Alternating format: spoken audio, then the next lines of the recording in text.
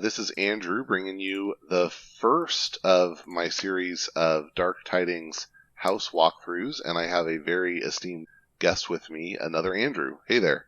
Hi, how's it going? Great. Thanks for coming on, and why don't you give your maybe some other ways that people might know you so that they can disambiguate us. That's fair. I am Andrew, or One Star Peeps. I'm a Keyforge content. I don't know. One Star Peeps is how I'm most known at this point. Yeah, and you've also been doing the Shadow Council series on your channel. That's been really fun to watch. That has been fun to make. Probably more fun to watch. I'm very far behind on making that. I think I fell off halfway through the last season of ABR. It's all sitting on my computer and ready to go. It's just not edited and published. I feel like lots of things fall off toward the end of a season of ABR League, so I know I let several things slide. Okay, why don't you give us a quick run through of how you got into Keyforge, or even how you got into competitive, or into this type of game overall. Okay. When I was how I got into competitive games, period. I'm blaming my grandma for that. When I was very young, she would always beat me at checkers, and then eventually I started beating her, but she was never, nice about it, or nice. She never pulled any punches, so she trained me from an early age to always try harder. Then I found Magic in college. Essentially, I went to a comic convention like New York Comic Con, and they gave me a free pack, one of the starter decks. My roommates played. I got hooked there. Then I was on Reddit around when Keyforge was announced. Mm-hmm. And then I was like, oh, this sounds interesting. But I was kind of like one of those people who's like, this doesn't sound like it's got any legs. But I decided to give it a try and got hooked immediately. Started playing on TCO since beta, essentially, back when you could only play the decks that were released at Gen Con. And I was like, this is my chance to try and start being a content creator at this very new forefront of a new game. And then just was being as competitive as I can since then. Yeah, and I guess I have to give a special little, input here. I guess I started recording deck open earlier, but it was in Vegas when I think you started playing some of my videos during the I guess what would be commercial break time between the actual event, that I was like, oh hey, there's opportunities to collaborate across the community, and I don't know, I just hadn't really considered that in my mind before, and you opened that possibility up to me, so thank you. Yeah, no problem. Thank you for filling time in my show, basically. It was a great collaboration and a fun time. I think that's one of the hardest parts about Vault Tour kind of style shows, is that there's just so much dead air between runs, and even lunch break. I'm very thankful that I was able to get so many different people to allow me to use their content for free, essentially. Yeah, well, I know doing it for the exposure is a terrible trope for artists, but I was very happy to be in that situation. Cool. Okay. And also, you are affiliated with Reapout. Is that you're still affiliated with Reapout? Yep, yeah, I'm still affiliated with Reapout. That's why I try to wear their shirt every time I record for Shadow Council, despite what Jupiter says on the KFPL show. There's no crossover between ABR and Reapout.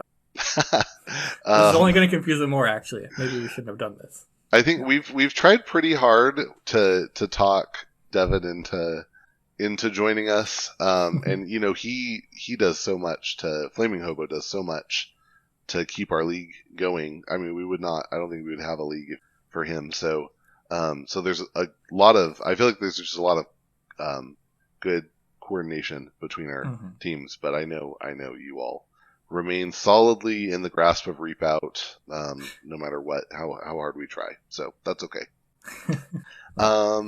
Cool. Okay. So anything else you want to add for the people before we start talking about Shadows? Shadows is a stinky house, and stealing is overrated. Awesome. Yeah. So when we were talking about this, we were saying, okay, what house should we do? And I think you said that you had some controversial opinions, and I said that is the best. That is good conversation fodder. So so we'll have all the all the edgy opinions coming out here. That's excellent. Exactly. I have mellowed my opinion. My hot takes on Amber Control have cooled down significantly. But for example, I said that Effervescent Principle was probably the worst card in the game back Mm, in Coda times.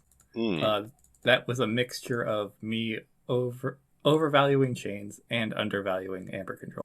mm-hmm. The card just Yeah. did everything I hated, basically, all in one. Yeah, that's okay. I have a history of saying things right, like on stream, right before they turn out to not be true. So that's a time honored tradition. So let's see. I have like some questions that we'll kind of run through, and then we'll see if we change our opinions by the time we finish running through the cards on some of these. But to start out with, if you are sitting down across the table from a Dark Tidings deck that has shadows in it, and you haven't had a chance to look at the deck list, Mhm. what are the capabilities that you think might come out in that deck as a result of it having shadows? It's going to have Amber Control, Mm-hmm. probably the best per house, like on average, just because that's kind of what they're known for.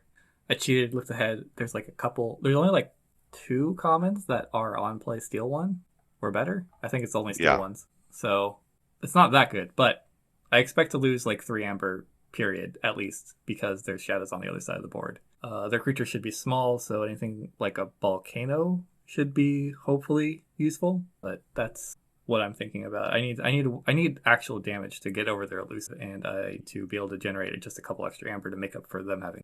yeah, yeah. So the elusive, definitely a thing that you're going to have to look out for. Interestingly, shadows can be a nice counter to shadows in that regard because shadows has quite a lot of direct damage ability.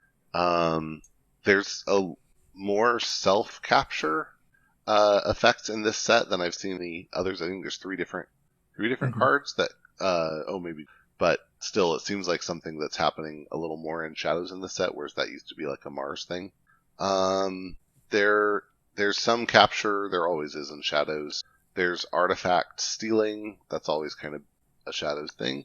And then they also have a little bit of like returning captured amber that I think got explored in mass mutation with mole, but Oh yeah. is a little more prevalent here. And of course, notably missing is any sort of scaled amber troll like a to protect or something like that. There's not even like Ronnie. There's no way. There's nothing that punishes your opponent for going over 6. Well, There's there are a couple. There are a couple, Hobnobber. but Nothing um, specifically over 6. right. Yeah, there's nothing that there's nothing that punishes them for going too high, right? Right. Mm-hmm. If they make 100 amber, then you're sad. Shadows isn't significantly. Shadows actually, if they make 100 Amber, Shadows is worse than Sanctum, essentially. Yeah. Yeah. Okay, so let's say you open Shadow's Dark Tidings deck. What is the next house you will see on your Archon card? Um. Hmm. I want. I guess Untamed. Hmm. I just want. Once you get the Shadows is really good because Steel is like pseudo burst or is still burst in Mm-hmm. Amber control, and so I just want to rush as much Amber as possible and hopefully not care about the board because I have small. I think. Mm-hmm. Yeah, I put Unfathomable because so we're both on uns here, but I think Unfathomable gives a little bit of an edge to slowing down the opponent so that the one or two steals are really meaningful Mhm. compared to like in older sets where you really want the scaled hit. Um, and then okay, what about, do you have a favorite house and set combo currently? I was having. I'm gonna.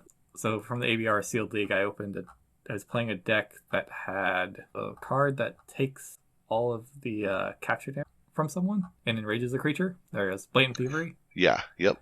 and then had the Sanctum creature that every time you raise the tide, you capture two. And so Ooh. it encouraged my opponent to capture. They wound up capturing all their amber onto one creature, and I just could offset the that play essentially with a single card. Interesting thing. Oh, nice. And yeah, and in sealed play, they might put it on a big creature thinking you're not going to be able to deal with it, but that one Mm. card just is Yeah, enough. Yeah, that's exactly. cool. For me, it is Hard Simpson and Secret Needle. Just the little plink I stole Mhm. is a very nice feeling. Right. You were telling me earlier about some special synergies with armor. So if you have I the was Sanctum card. wrong. Oh, it doesn't work that way? Mark was telling me, "Oh yeah, blinking line says that's not how it works." And so then I read the rule book, and the rule book is actually pretty clear. It says that armor prevents damage, Hmm. and when something is prevented, it doesn't happen. It turns out. Like, that's weird. I guess what those words mean, right? But Yeah. So, oh well. Um, all right. Well, then, never. yeah, there. I mean, there is a synergy with making it bigger, things like that. But yeah, definitely not. Unfortunately, there's not a with armor. Yeah. Okay. What about Maverick? What Maverick from Dark Tidings would you like to see in Shadows? I'm gonna say Archon's callback Ooh, how come? because it has draw 5 on it. And that's that's good. about that's good enough for me. I don't know what else there is, honestly. That's like the single most influential card that you might be able, Hmm. regardless of what else is in your deck. Mm-hmm. I'm not sure, but that feels right. Nice. I'd have to Okay.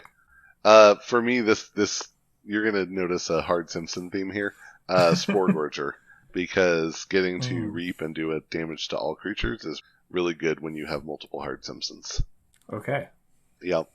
And then my legacy pick is also in that theme. It's Pincherator, because plinking for damage is fun. What about you? What legacy card would you? I would like to see much to protect Yeah. because I just want Shadows to do its job, basically. Yes. Yeah. I that is definitely. I think that's a chase legacy in both Mass Mutation and Dark Mm. Tidings, right? If you see that in your deck list, you're pretty happy. Oh, well, is there scaling? I guess there's the Sanctum scaling Amber control, but not really. Right, it's all capture. It's the Logos submersive principle. So we're basically just mass mutation again. Actually, Sanctum has Oh, Bring doorstep. Low and Gatekeeper and Doorstep. It is not. It's kind of obscene how much Right. scaling Amber control they have. But only one of those actually gets rid of the Amber. That's true. That is true, but I mean, it's a tempo game. Mm-hmm. Sometimes it's enough. And Bring Low really sets you up nicely for Doorstep there. Right. Definitely. Okay, I guess cool. that actually might Mhm. be the Maverick. That probably was. If we can't get. That might be a better Maverick than Archon's callback. Just because Oh, if you can't Doorstep? have the too much to protect, you get a doorstep. Yeah, that is pretty good.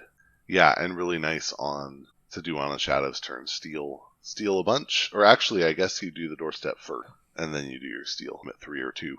Yeah, that's pretty And they good. can't key frog turn very easily. Right. Gotta watch out for those terrible toads. Okay, cool. All right, well then let's anything else before we jump into the cards? Nope, I'm excited. Let's do it. All right. All right. Cool. So, all right, I'll start. Archon's Okay. Revenge is an artifact. It's a ship. It has action, exhaust up to 2 friendly shadows creatures. For each creature exhausted this way, steal 1 amber. I was really excited about this card, and then in practice, it has done nothing but let me down. Just because it's hard to keep those shadows creatures on the board, and the ones that stick, I tend to have like other things I'd rather do. But yeah, what do you think? that I have not played with it, but it basically reads turn 2 of your creatures into Naughty the Thief. Yeah. And I mean Naughty is okay. Hmm. It's always a threat, I guess. But yeah, it's fine. I like it. Yeah, yeah. I mean, it's very shadows, and it has to be 2 because if it were 3, it would. I guess 3 would be too much. I don't know if you can just. I really too used to Magic. I won't say untap with, but if you start your turn with 3 ready Shadows creatures, you've already done thing right. Yes, Probably. yes. Things are going well for you. Okay. All right. Next up is Captain No-Beard, who is a 3-power elf thief. Each of Captain No-Beard's neighbors gains taunt, and it has Reap Capture 1. I think this is pretty cool. I haven't had this work yet. I don't know if I've got a deck with this, but it seems like a cool concept. I did get to sit across from it. It worked very well. Uh, the hard part is if it's basically you treat it like a leader, and then as you start killing these taunt creatures, you still has another creature come in and become taunting it. essentially. Right. It's very annoying. You basically just have to use some sort of removal action to get rid of it or clear the whole Yes. board. Yeah. Yeah, that's pretty and I mean I think, one proper way to think about steal is like it's a 2 amber swing, right? So reap capture 1 is a Hmm. 3, pretty good. Oh, capture 1. I thought that's less good than I thought, It's but this, it's still yeah, good. it's still a 2 amber swing. Yeah. Yeah, it's just temporary. Yeah. All right. And Anyways, we could. and then why don't you give a quick explanation of Evil Twins as we're All right, cool. So yeah, the next card is Captain No Beard's Evil Twin. It's a new mechanic for the set. One and about 1 in 12 decks will be designated an Evil Twin, which I think how it works is that they pick a deck and say, guess what? You're now gonna become the Evil Twin of this existing deck, Mhm. which means every card that has an Evil Twin version will now be printed as its twin version instead of the good twin. So, for example, you could get Captain No Beard's Evil Twin in your twin deck, or yeah, if you get an Evil Twin deck that would have had a Captain No Beard, it's now an Evil Twinned Captain No Beard. I hope that was clear. Yeah. Yeah, yeah. All right, so the Evil Twin has 6 power, is still an elf and still a thief. Instead of giving its neighbors taunt, it has taunt itself. And when it is destroyed, Captain No Beard's neighbors capture 1. Uh, this card's All right, this card's good, I guess. Yeah, It's yeah. makes things difficult for your opponent. I think it's actually maybe slightly better if you get this next to like a Jackie Tar or Mm. or maybe a maybe like a Hobnob or something. Well, I guess it'd be, but yeah, you get it next to certain cards that are higher value, and it's taunt in shadows, so I think that's good. Yeah, that's actually probably really good. It probably actually makes your Archon's Revenge just that much better. Oh, Maybe you sure, just have more creatures that stick, or just sure, having a 6 power creature is more likely to stick. yeah, Yeah, I'm just worried. The having destroyed effects that are amber control feel very.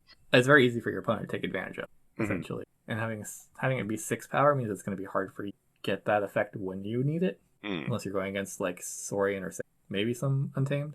Oh, Yeah, pros and cons. right. All right. So the next card on the list, we've got Dead Man's Chest. It's an artifact. It has 1 bonus amber. It is a treasure. I'm not sure if we've had a treasure before. Oh, this is part of a cycle or a series. I think every house has one of these cards. Yeah, When you play it, has a play effect. Put 4 amber on Dead Man's Chest from the common supply. Deal 2 damage to a creature. After 6 or more creatures are destroyed in a turn, if Dead Man's Chest is ready, move each amber from Dead Man's Chest to the active player's pool. It's I inter. yeah, Oh yeah. I'll just interject really quick and say if I remember right, there are 4 treasures. So there are 3 houses that didn't get them, but they all have this similar semantic. Put 4 on, fulfill a Mm. condition. Yeah, I, honestly, it just feels like once I see like half of the colors in Magic have a similar effect, I'm like, oh, I just assume all of them are there.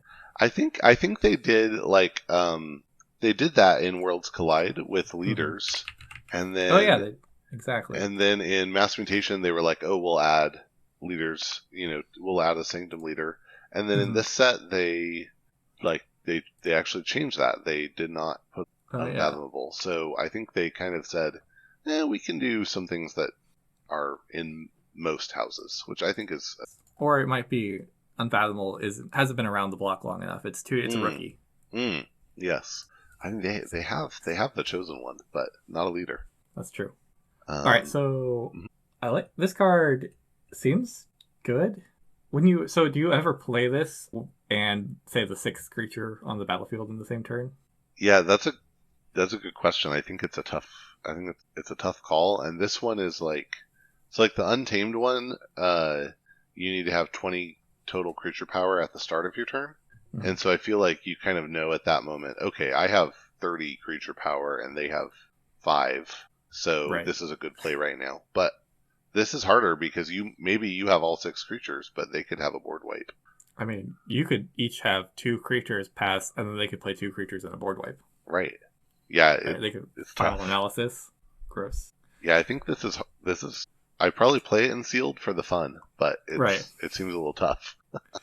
Tough to know. I'm already. Yeah. I mean, it's definitely gonna be fun. We're thinking about it too much already for it not to be fun. Yeah, good point. Okay, so the next card Oh, is. sorry. There's actually one Oh, more thing. yeah, go for it. Uh, Sorry. I think it's very important that it has to be ready to be active, so you can't even Yes, like play it and then destroy 6 creatures. Your opponent actually gets the first shot at essentially yes, that is the trouble with. Think all of them. th- I think there's one that does not have that stipulation, which seemed odd to me. I know the Logos one and the Untamed do have that stipulation. So Yeah, the Saurian one doesn't have it, but it only triggers at the start of each player's turn, so it might as ah, well. okay, that makes sense. Okay, so next up is Depno Spymaster, who is a 1 power elf and thief with elusive.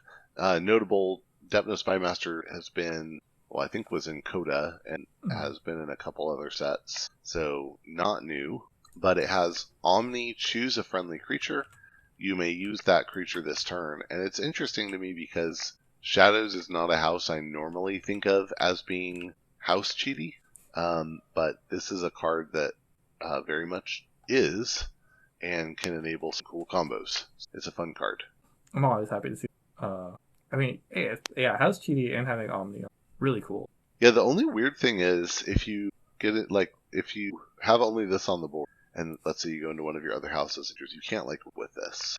Mm-hmm. You can't, yeah, It's you not could a only use the very Omni, yeah, it's not a very good turn one play, but but it's kind of like it's a a fun play. Dominator Bauble. Hmm.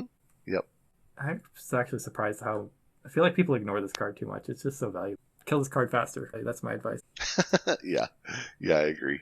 Um, yeah, because your Omni is, okay, what is your best option to use that every turn? Mm-hmm. That's solid. Right. Okay, next is Early Birds, which is an action with 2 bonus pips, and it has Alpha, and when you play it, you ready each Shadows card. I feel like this is only good if your opponent is playing Unfathomable and or like in older houses Untamed do this, but like they're exhausting all your creatures, Mm-hmm. and this lets you ready your creatures, and it just seems overly specific to me, which I think is why it has 2 Amber pips because it's not good. Yeah. I mean, yeah, yes, it's not good. I mean, so there's like Ghostly Hands, right? Another Shadows card that has 2.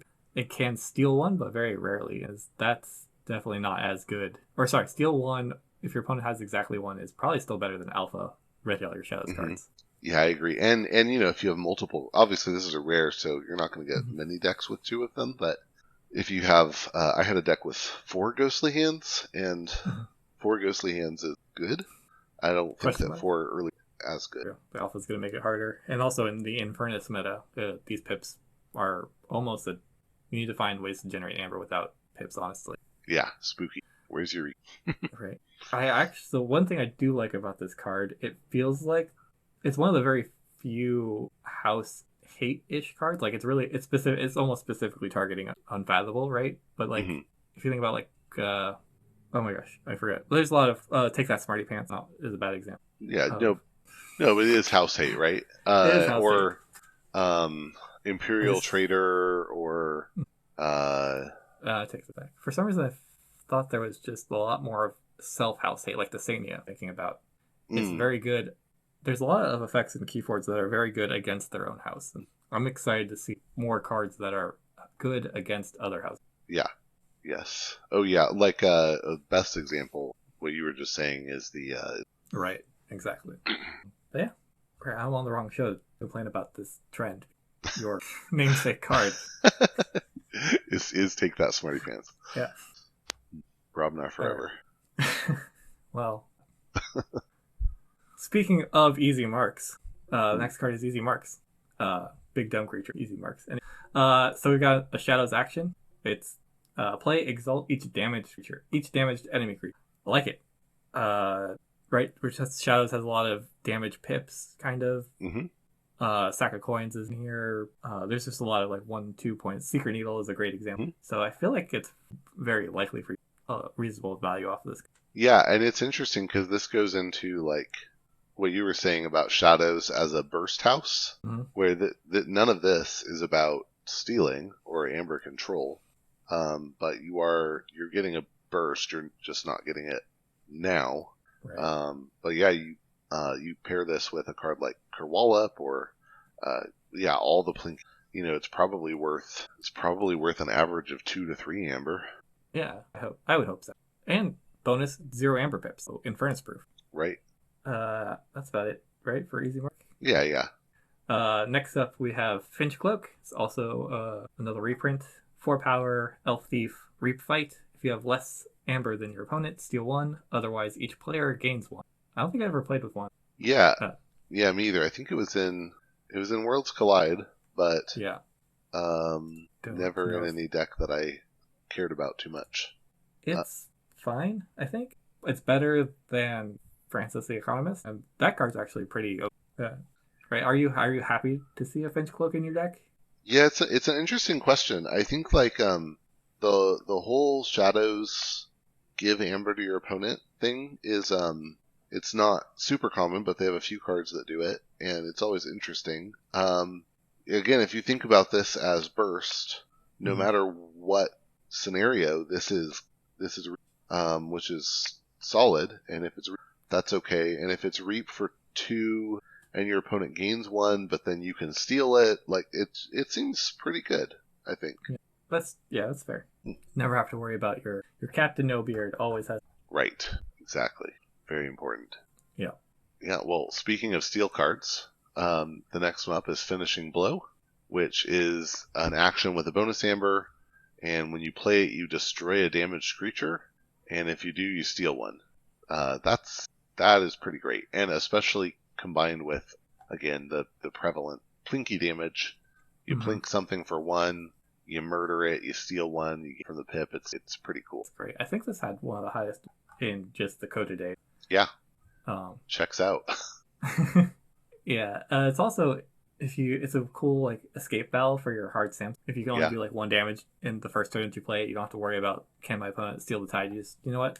I stole 1 already, and I'll just make sure you can't steal anymore.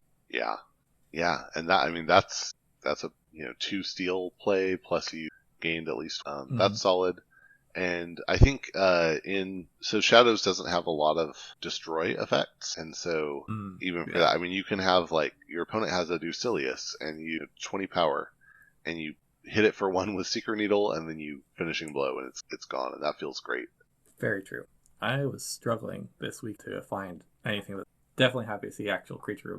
Yeah, I think there's a little less destroy overall in Dark Tidings. Although, well, this is for a different video, but I have feelings about Maelstrom. So. I can't wait to listen to that. Yeah, well, it'll be unfathomably good.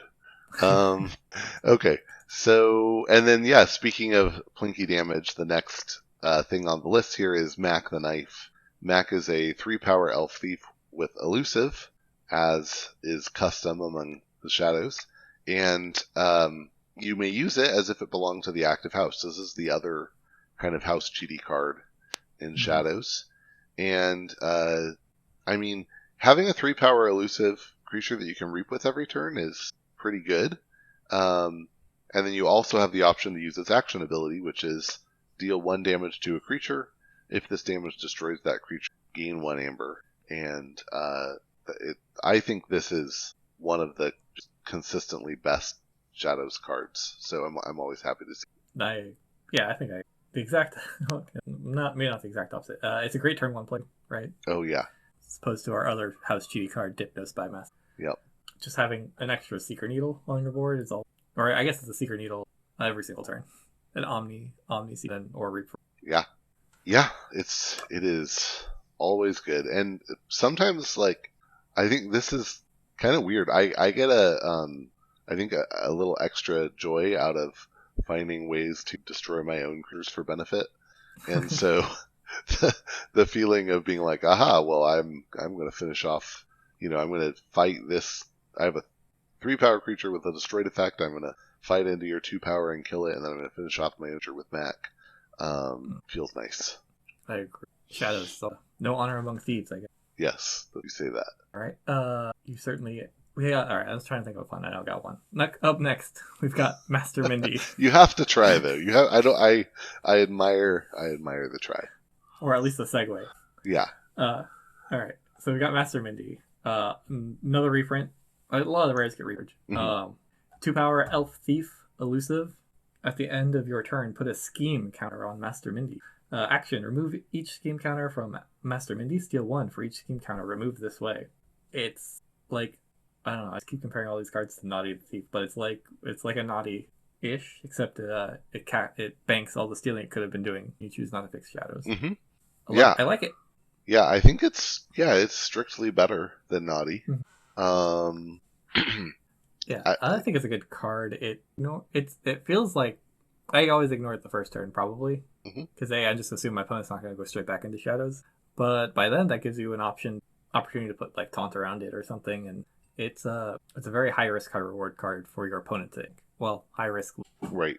Yeah, yeah. Having something that just says, "Hey, you have to deal with this," can push. I mean, best case scenario, they leave it for action steal 3.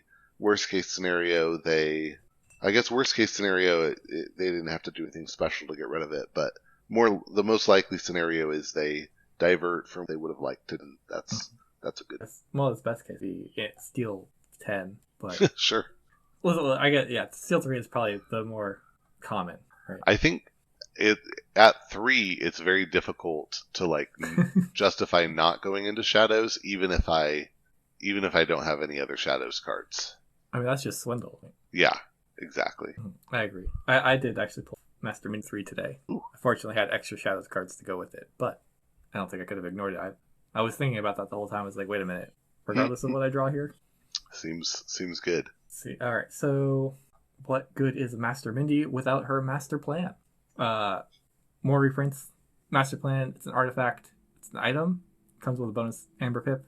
Play. Put a card from your hand face down underneath Master Plan, and then Omni. Play the card under Master Plan. Destroy Master Plan. Profit. I love this card. It's house cheating. It's like a phase shift, except you get to choose when you phase shift, and it comes with an Amber Pip, only risking like remote access in Poltergeist. Mhm. There's very few ways that this actually backfires. Yeah, it's super good.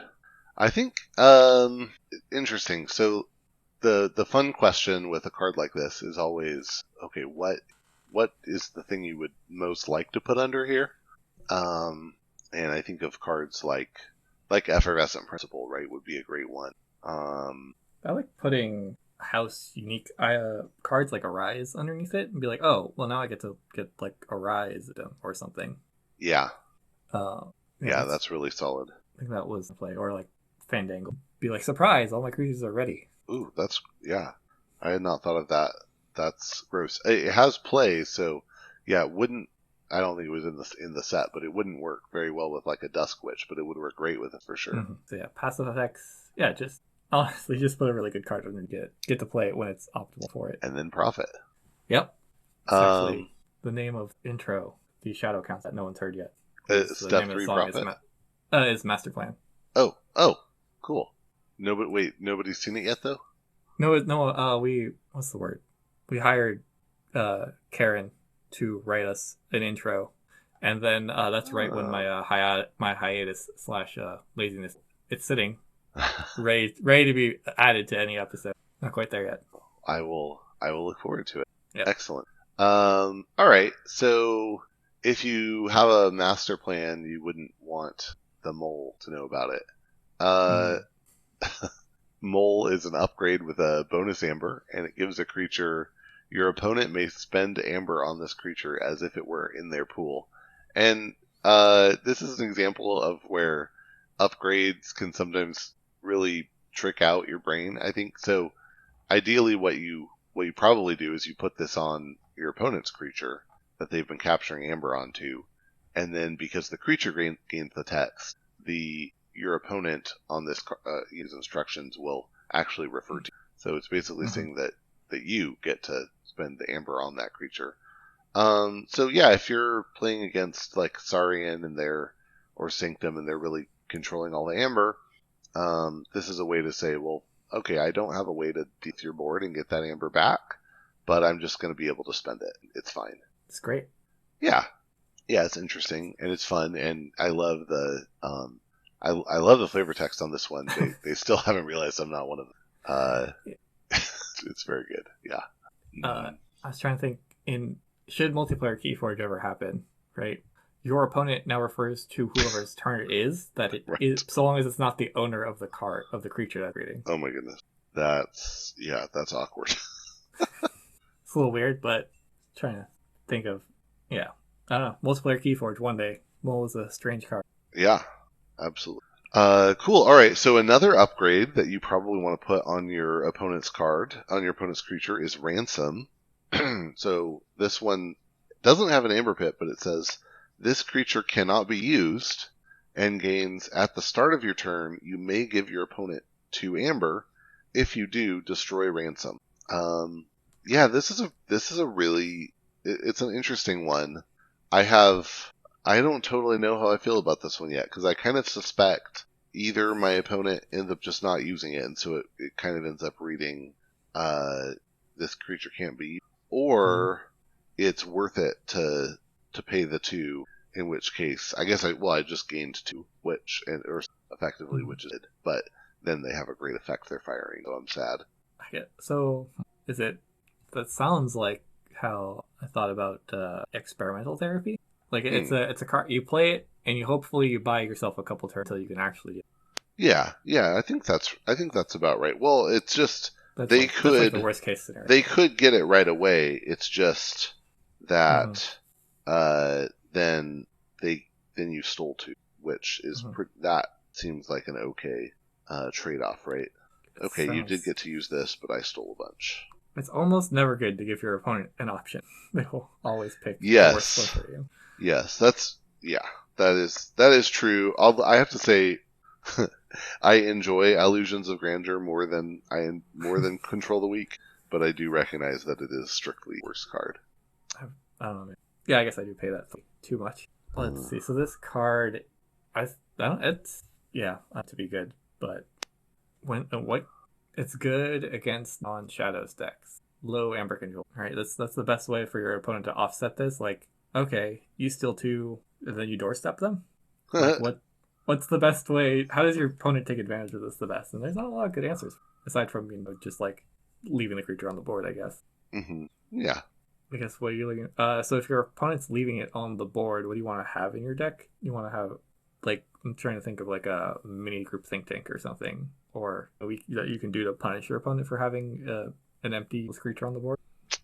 I don't think so, and I'll just say, under pressure is, I think, a better option, because it just says it doesn't, the card doesn't. Mm-hmm. So my strategy so far, when my opponent does either of these, like either a ransom or an under pressure, is to just start capturing onto that creature if I can.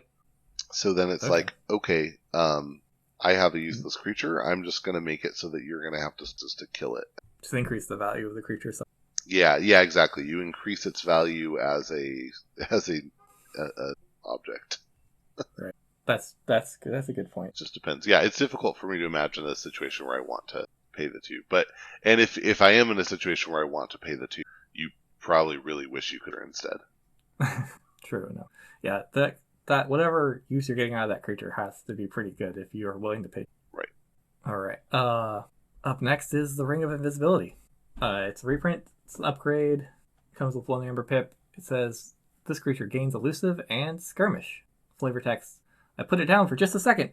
Hmm. I guess the ring itself is invisible, or Uh, yeah, but I think specifically this is a is this Tolkien Tolkien? reference, right? Because Gollum, he just misplaced the ring very briefly, and dear old Bilbo Nasty, filthy found hobbit. it. Yeah, exactly. Yep. Yeah, I like this card probably more than I should. Giving the creatures, there's not.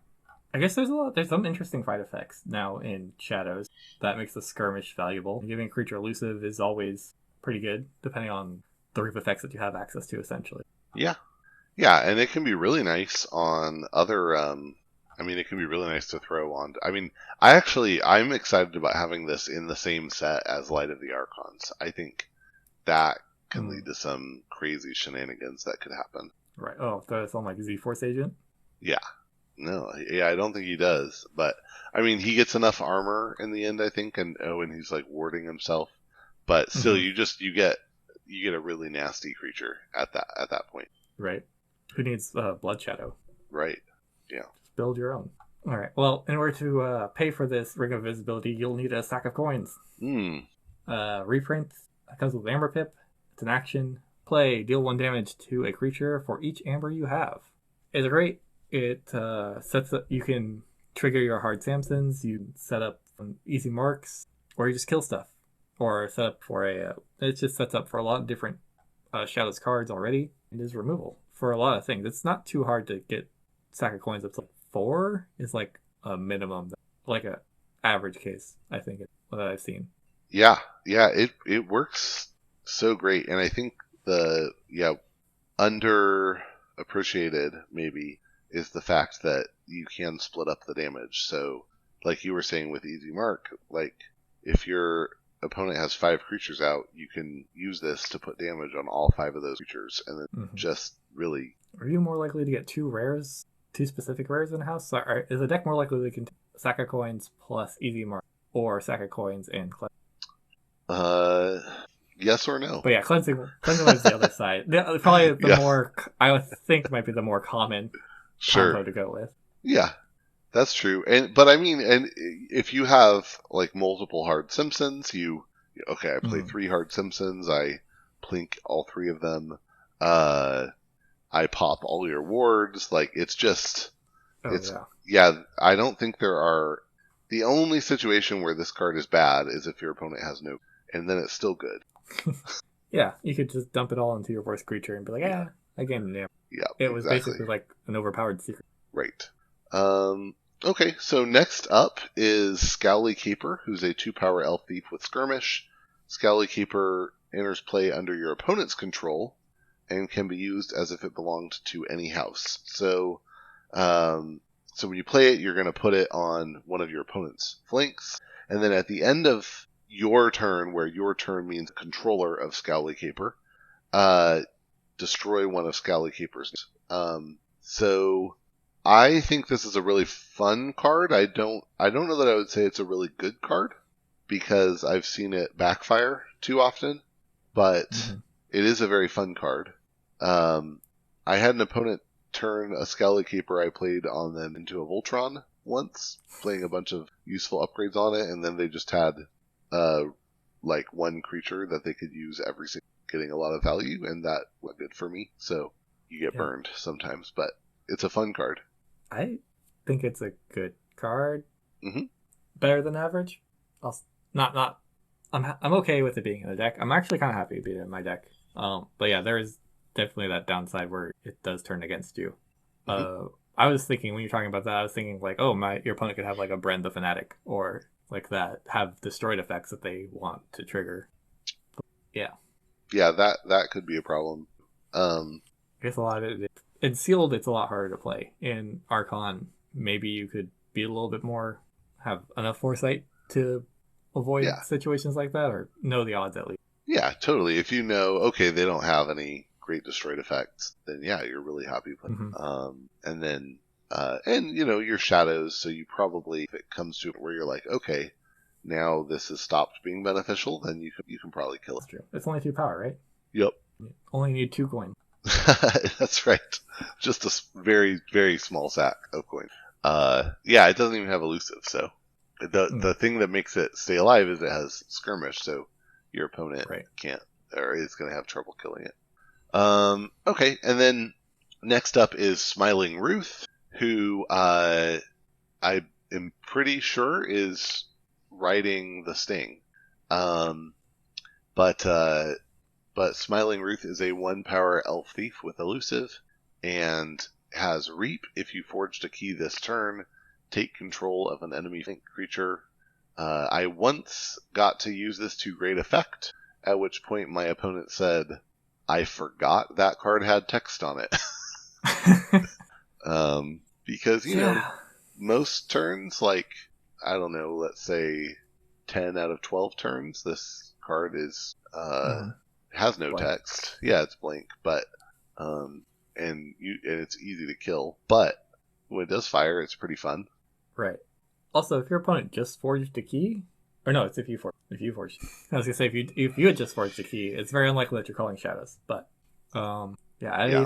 think one time I did make a mistake, and I was so down on Smiling Ruth, I feared my opponent's Smiling Ruth, and then I cast when I played Gateway to Dis because I was like, you know what, you can just play that garbage card again. I want it to be on the board more than I want your discard pile. It did bite me for doing that, but did did that yeah, did that backfire? it did backfire. Eventually, they forged a key, and then they stole a creature from me. Oh, brutal. Yeah, Smiling Ruth with like Speed Sigil No, it's not. is But a that little is bit a better. yeah for sure. That can fire. Yeah.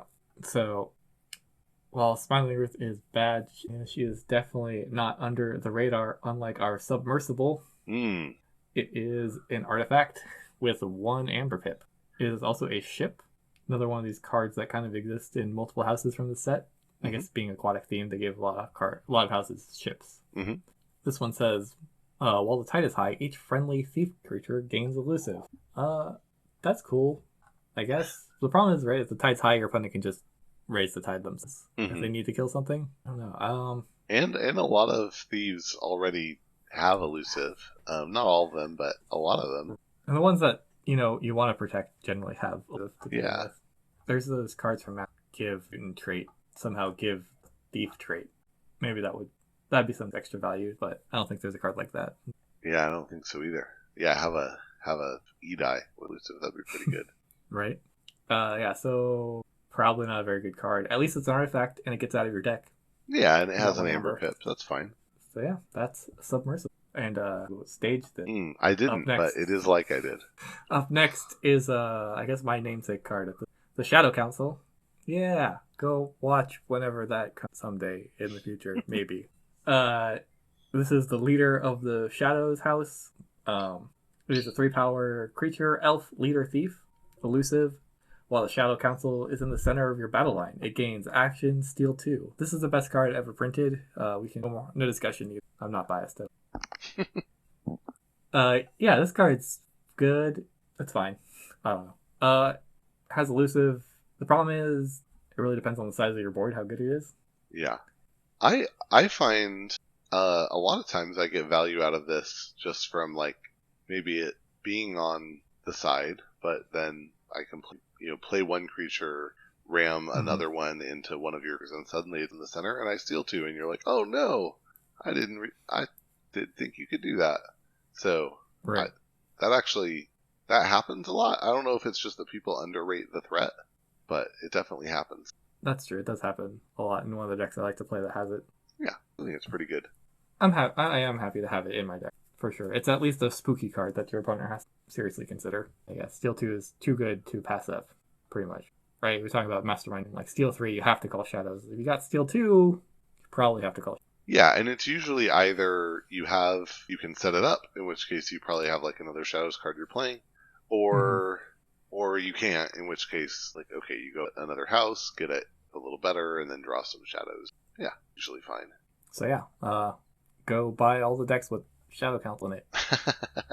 Yeah, and then send them to Wait, which one? you. I totally definitely not to me. You're the captain of this. That's true. Everybody knows. Okay.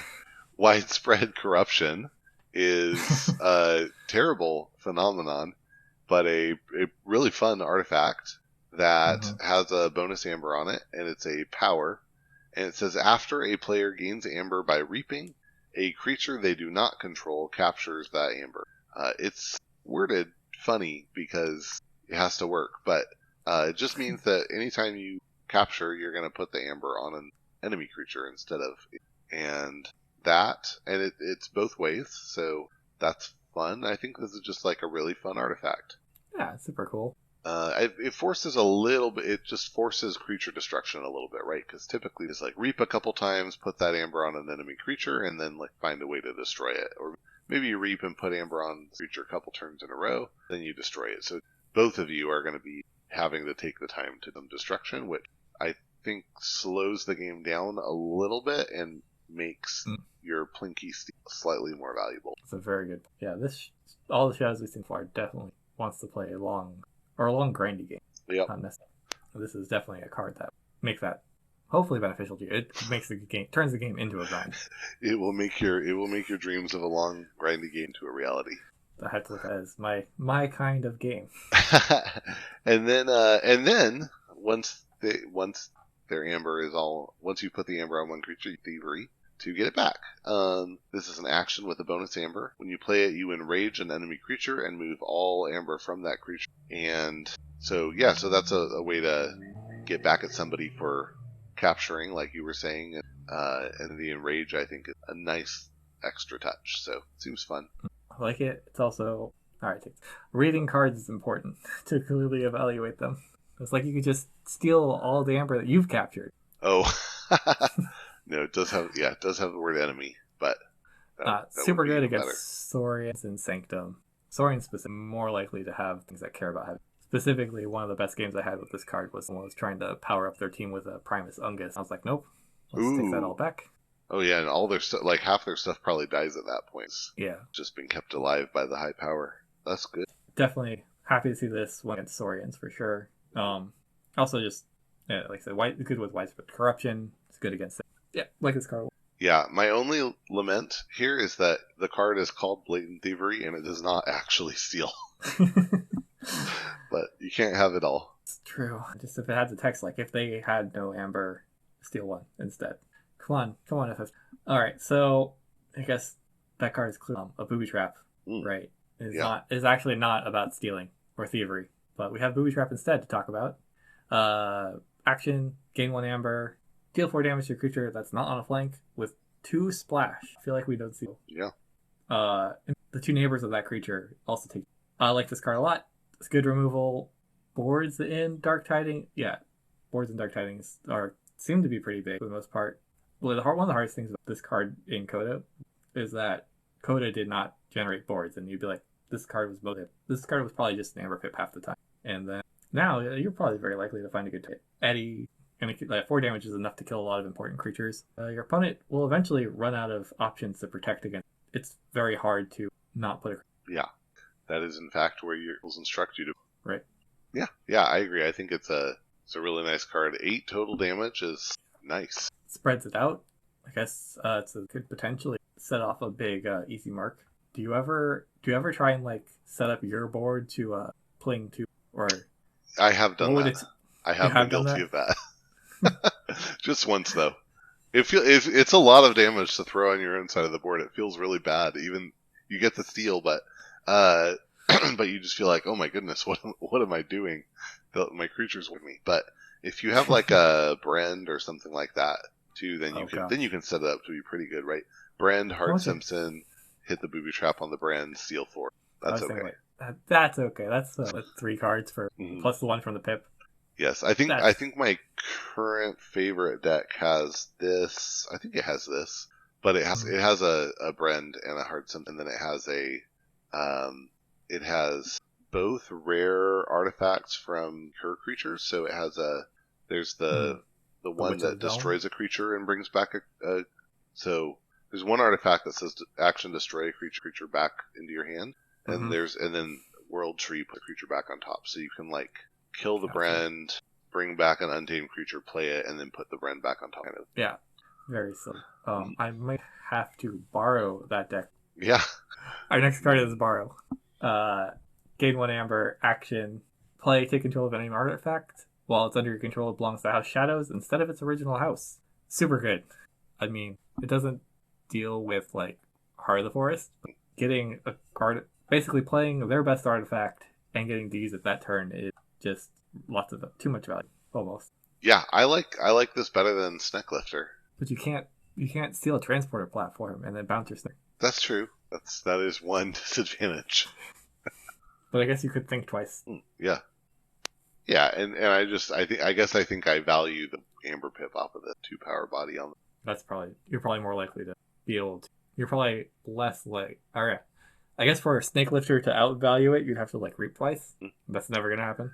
Yeah, and then the thing I keep having to explain to people is spending time on the Ancient Bear Republic. You just like you start to evaluate cards in terms of like how they interact with Pixelstone. and borrow is better than stir in that context. That's fair. Very niche. This problem with these kind of artifact removal cards, right? They're just very symmetrical, or Mhm. they don't deal with symmetrical artifacts. Right. Not taking care of the grunt buggy. Um. All right. Mentioned Brend earlier. Here he is. Brend the Fanatic is a 3-power elf thief with skirmish. Play your opponent gains 1 and destroyed steal. Brend is a great card. I think it might be better in this set than in any of the other previous times. That might be a bold statement, but I there's like so much.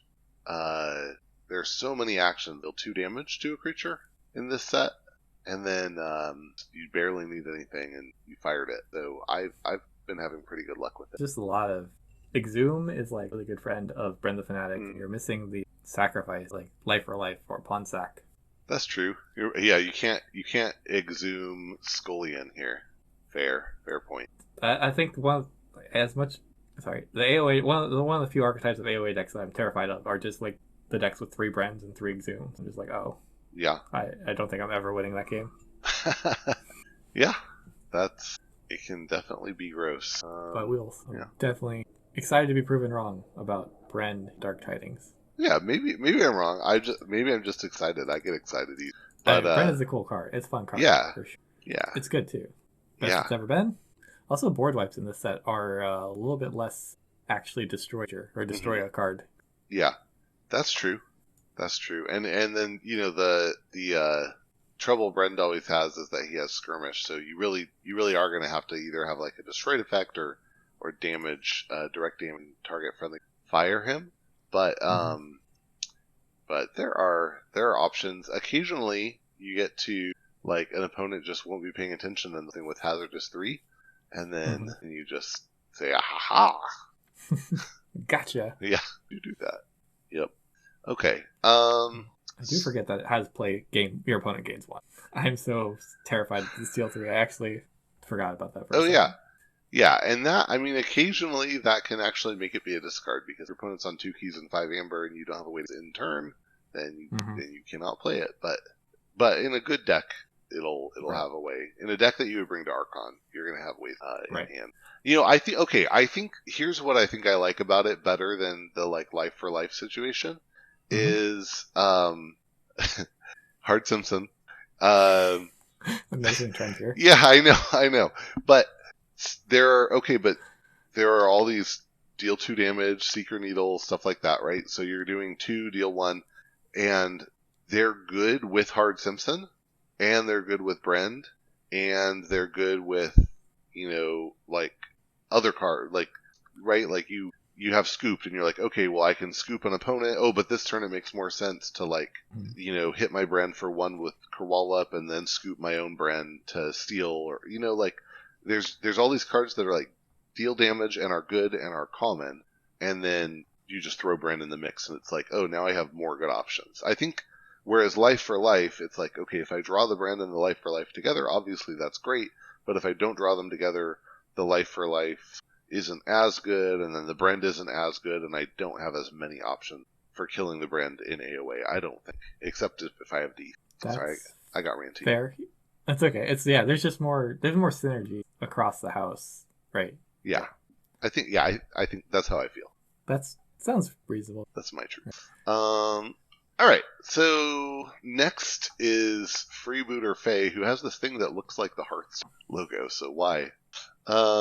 But Freebooter Faye is a 4-power elf thief with play Raise the Tide. Always easy to forget this play effects because you're so excited Mm-hmm. about the other ones, the other, like Reap effect. But it does have play Raise the Tide, and then it has Reap if the tide is high, steal 1 amber.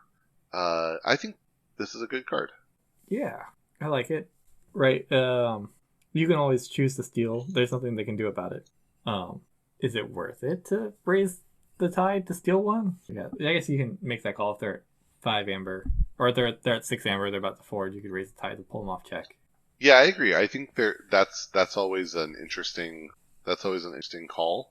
I think 3 chains to steal 1 is it's close, but it's probably good enough. But as soon as you have like also a sea urchin in your hand or something like that, then it's choice. Because I think 3 Hmm. chains to steal 2, that seems fine. Yeah. That I would probably not raise the tide to steal. Yeah, I think I'd say it's good that's a line. close call. Yeah. Unless, of course, right, they're going in to check for their last key or something. Yeah. I will say this. I don't think I have discarded a strange ordination yet. That's Oh, that's fair. yeah, I mean that's three amber, so Hmm. and steel is effectively so it is that is not as good, but 3 is enough to convince me to raise to take the chain. 2 Right. is just okay, I have to think about it. Hmm. Yeah. Yeah. So on the other side, we have Freebooter Phase Evil Twin. Same power, same play effect. Raise the tide, 4 power. But this time, before a fight, it's a tie to tie, steal 1. You're guaranteed to get the steal no matter what. I guess you lose 1 amp, essentially, because you don't get the Uh reap effect. yeah, cuz you're going to have to fight. Oh. Yeah. Maybe there are 2 upgrades in Shadows. Ring of Invisibility, one that we haven't seen yet, that gives Skirmish. So it's possible you get to put Skirmish on this, but I think this is worse, and I'd rather have. I guess it really comes down to, do you think deal 4 damage to a creature is anywhere close? Deal 4 damage to a creature that is not protected by taunts anywhere close to gain 1 amber. What we're comparing. Yeah, I feel like Hmm. this is one where if the tide is high, I probably fight something, Oh, yeah. just so I get the steal because that's better than reaping. Hmm. But if the tide is low, I probably Yeah. Yeah, that's true. For sure, you definitely don't raise the tide. Unless, of course, you needed to fight something. Maybe you would consider it. But yeah, yeah, downgrade. kind of a little iffy. But the artwork is pretty cool. It's got a cool gun. Anyways, this cool gun thing is probably not the hand, but it's close. This is the upgrade you were talking about. Oh yeah, Yeah. This creature gains skirmish, fight, and also fight. Move 1 amber from the creature. Move 1 amber from the creature this creature fights to your pool. Okay. Yeah. It also gives you info for playing it. It's fine. Again, the skirmish is okay. It's yeah, not. I agree. Like It gives you 1 amber. yeah, That's the move and amber effect is so sad when you think about. But I'm killing the thing. What are you talking about?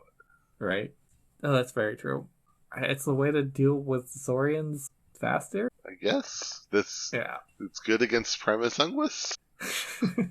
Especially good against farm things. But Yes. yeah. Well, yeah, I guess this is mostly the skirmish part. And if your deck's really lacking board control, then you start getting access to your captured amber back. Although if your deck's lacking board control, your opponent might just have the option to you attach this. Yeah. Yeah. Yeah. I think it's just it's fine, but it's not great. I was talking about what is a bad card in Keep? Like, is this at the probably the bottom 10% of Shadow's cards? Hmm. I mean, at the end of the day, it's still. I guess I'm not happy to see it because it's probably one of the worst cards in Shadows for the set. Yeah. Well, the amber is nice. I will always remember that 1 amber is significantly better than a card with no amber. Yes. Yeah, I agree with that. I think that's the thought I always have, right? Is like, well, what could I have had instead of this?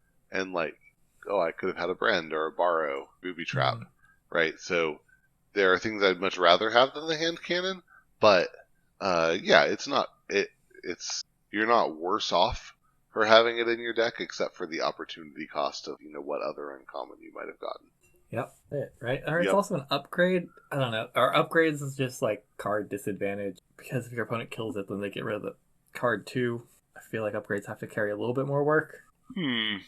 I don't know but like about card that. advantage is not as good. Yeah, I have well, this goes back to my weird Quixel world, but I've come to value like I really value Voltron, like the putting a lot of upgrades on good creatures, and I really at this point value like having a good deck that doesn't have a ton of creatures. So I don't mind, especially an upgrade with a bonus amber is yeah, is fine, but yeah, and if it dies, you cycle to play it again next time through your deck if you make it that far. So it's okay. Playing the hand cannon is not going to help you make. That's true. That's true. Also, Yes. run into a situation where you don't have any creatures, and you have to give it to your opponent Ooh, maybe. if you just want the pip. Yeah, maybe you put it on your It's like it doesn't inspector matter. or something. You just put it on what, top of their what What a the Scally world. Keeper that you gave them. That's right. What a world. All right. So I'm gonna move on to Little Nif. Little Nif is a 2-power elf thief that has Omega, Deploy, and Elusive. So I think we all know what elusive means. But deploy means it can go anywhere in your battle line, which matters for its effect. And then its effect would be a little too good to play in the middle of your turn, so it has Omega, which when you play it, you end your step 3, or whatever step you're on when you play it, I guess. Mm-hmm. Um, Yeah, thank and you, Jargo. yeah, yes, if your strange gizmo Jargoggle causes it to be played during step 1, then you end your Good for step you. 1. Yeah, well done. You get a badge for that. Um, anyway, but what it does for you is after one of its neighbors fights, you steal 1 amber. That is a really great effect. Mm-hmm. However, this one will almost never live through the night, in my experience. Just because everyone is terrified of the Steel 2, essentially, that it represents. Yeah, yeah. In fact, I like the best case scenario. One of the things that if you do get it to stick, one of the cool Mm-hmm. tricks is that because normally fight effects only trigger Mm. if the creature that they're on lives, but because this effect is on Little Nif, it doesn't even care if the creature lives. So if you have This 4 goes back to you creatures in a liking to row from the sacrifice your same creatures. house, yeah, you just start ramming them into enemy creatures and killing them. It can be it can be really good in the right circumstances, but either it's Mm-hmm. in the wrong circumstances, in which case it lives, or it's in the right circumstances, drops everything they're doing and finds a way. So, Yeah. which that's a value. Mm-hmm. Definitely. I think I'm always happy to see this card. It definitely has a home in specific decks, right? You definitely want like Sanctum, essentially, something to help your littleness stick around. Yeah, definitely. Also, don't forget about Omega on TCO. The game will not warn you that you're about to end your turn when you play it. That's funny. Yeah, yeah, and no takesies backsies. All right. Next up is Miasma Bomb, which is an artifact, and it's also a weapon. It enhances with 1 damage pip, which is good for your Hard Simpson decks, but a little weird to just enhance with 1 damage. And it has action destroy Miasma Bomb. Your opponent skips the forge a key step during. I dislike this card, Okay, good. and I try to imagine how I would feel about it in a world where Miasma didn't exist, where we didn't have in the first 2 sets a much better version of this card, that an Mm-hmm. action version with an Amber Pip on it. But yeah, that's just so much better, and I really think this needed Omni. Uh, I don't know, it needed I something. I think this effect just good. Period. Whoa, Uh, that's yeah, controversial. I know. It rarely actually buys you tempo Hmm. because you're not actually removing amber from your opponent. So if you're preventing them from forging their second key for a turn, they'll still carry all that amber over and have the same number of turns to get to their third key. It's really good in this effect is only good if you have something like or effervescent, some sort of scaling amber control, something that makes them holding amber for multiple times good for you. That probably makes this a little better in this set than in Mass Mutation, only because there is Doorstep in this set. But I have not Mm-hmm. yet seen a deck contain these cards, and I think I'd probably rather just have like in Shadows and then Okay. still Mm-hmm. Doorstep. Hmm. Right. Yep. That's my hot take for miasma effects. I think actually like this more than miasma, just because you can hold on to it for the last key and actually buy turns with it. Mm-hmm. Yeah, that's true. Uh, actually, so there's a deck that I'd be thrilled to own, but I don't person selling it. That has one of these, but 2 gambling dens, and so the gambling dens accelerate the game significantly, uh, and then it also has let's see, the hard stops are a pair of Anthony, and so sometimes Miasma can just buy you a turn until you draw the Anthony Mm-hmm. in that deck, and that seems like a pretty good effect. But that's exactly the kind of case where it's like, okay, this just buys you a turn to get into the actual solution. If you just had more of the actual solution, you'd be better off. Right. Yeah, yeah. Yeah. All right. Miasma bomb. It has a damage pip on it. Your Hard Simpsons will. And I put these in the wrong order. So if you get to do both of them, but you pick whether you want. All right, well, we'll just keep it. All right. I'll start with the good one. Okay. We've got Monty Bank. This is an elf thief with 1 power.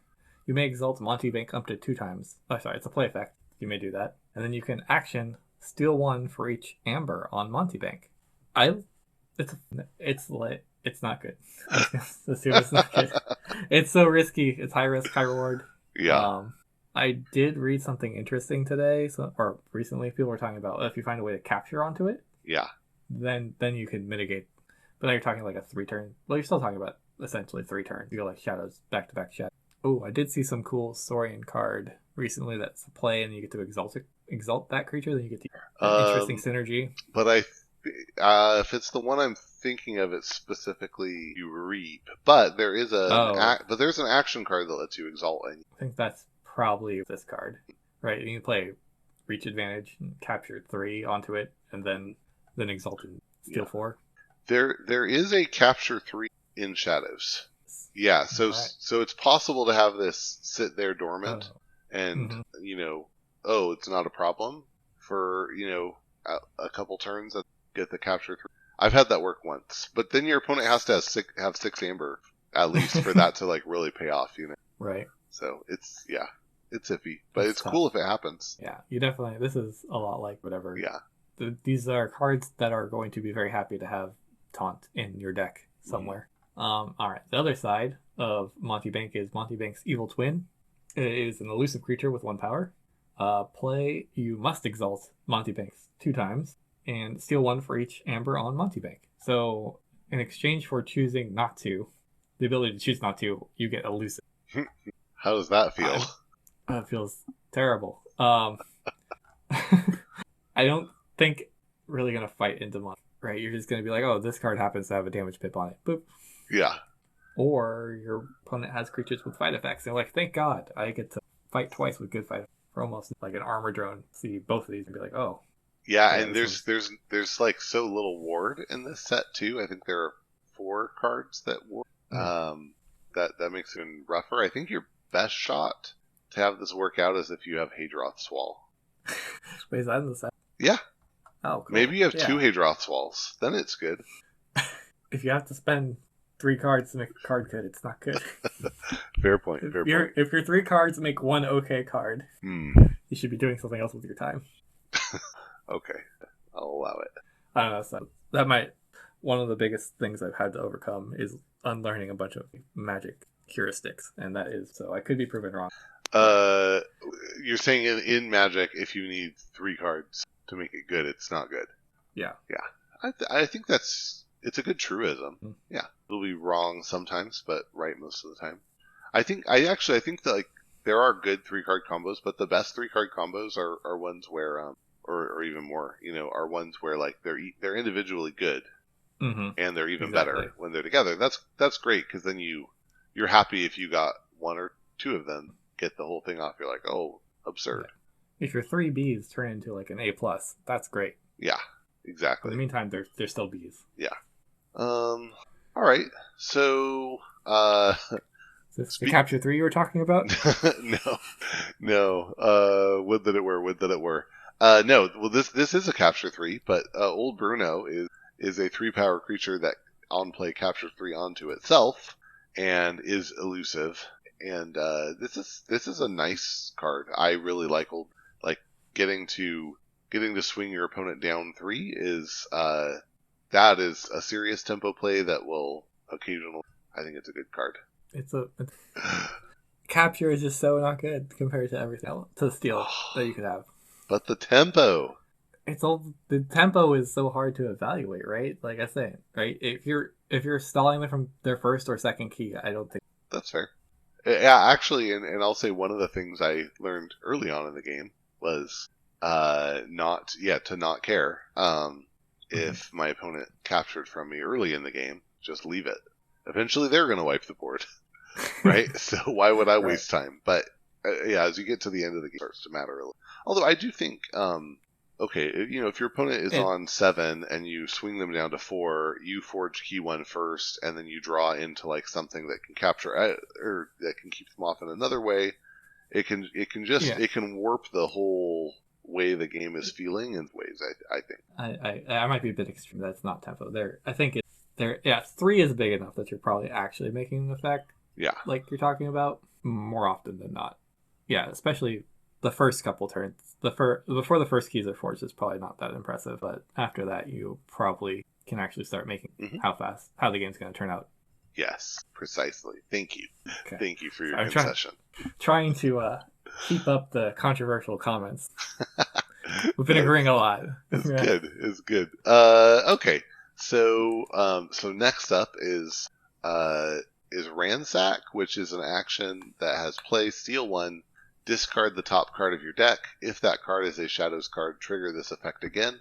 Um, I don't. I'm never really excited to see this card. I have to say, it's possible to steal 12, but I um, it's don't think not. I've ever heard of that happening. No, it's not very likely. And in You had a better chance. yeah, I think I'd always rather have like either Nerve Blast or Relentless Whispers than this card because both of those provide another utility, and usually it's like I love Steel is good, but Mm-hmm. having Steel with some other utility going on is usually better. So, Right.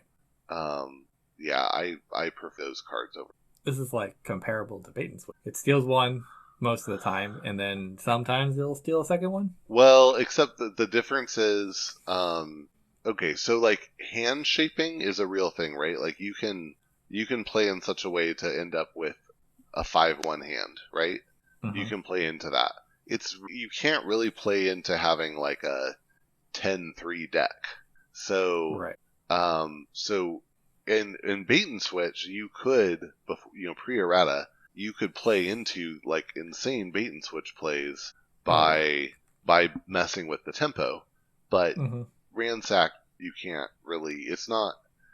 You can't. It doesn't Right. really benefit from skill in the way that Mm-hmm. bait and switch could. I guess is what I'm trying to say. No, I agree. I'm just it's somewhat cool. Yeah. Like people are already kind of people are mostly down on bait and switch, right? That's like an average-ish card, maybe less than average is Yeah. what people talk about it now. And this is worse than that, but it's somewhat close in its fun. Yeah. No, I agree with that. And yeah, definitely post nerf bait and Mm-hmm. switch is just like an okay card. This is actually this might even be better on average than bait and post nerf because bait and switch, if your opponent Oh. has one and you Mm-hmm. have one, bait and switch blank card. This at least. My spreadsheet.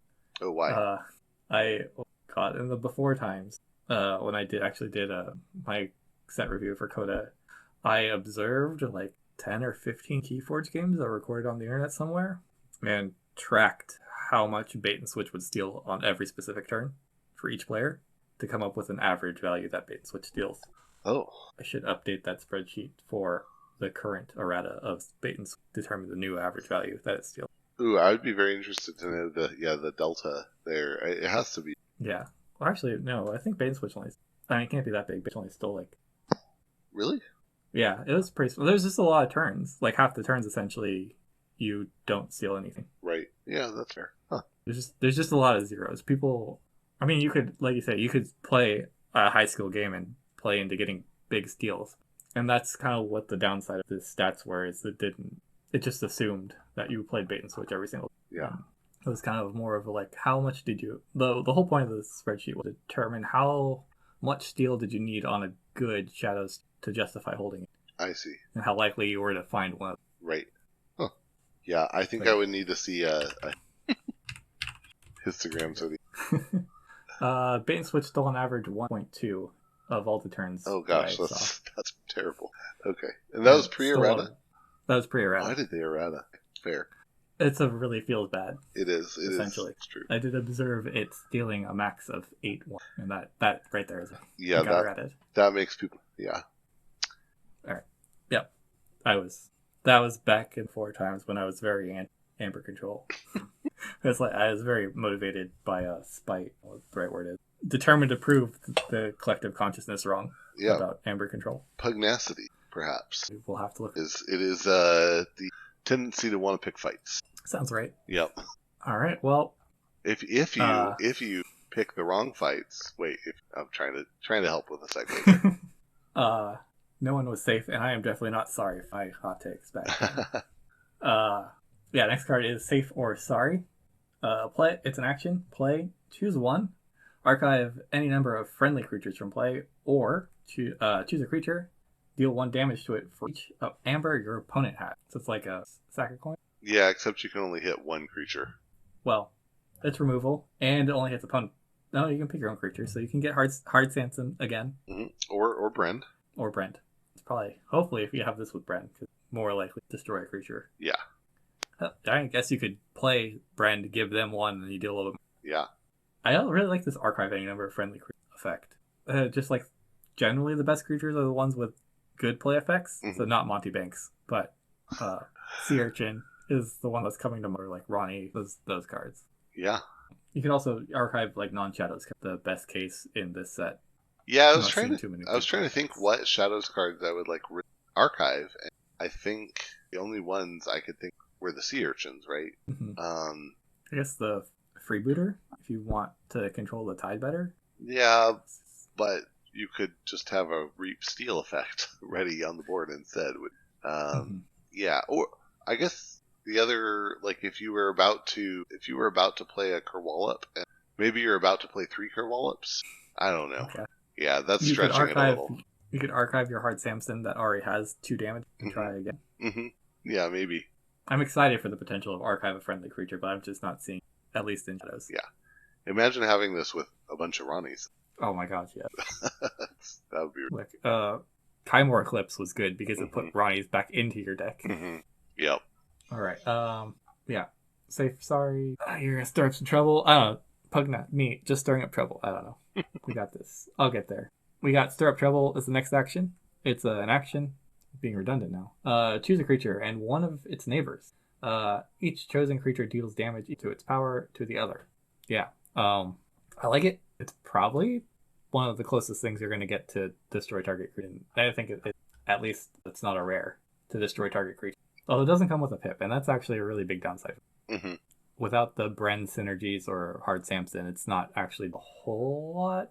Yeah, I also found out for both this and infighting, they don't care about poison. Poison only takes effect during a fight. Fights. The lack of the pip is something I had to. I saw things like Hand of Dis, and I was like, yeah, destroy target creature, great card. Destroy target creature is not that good.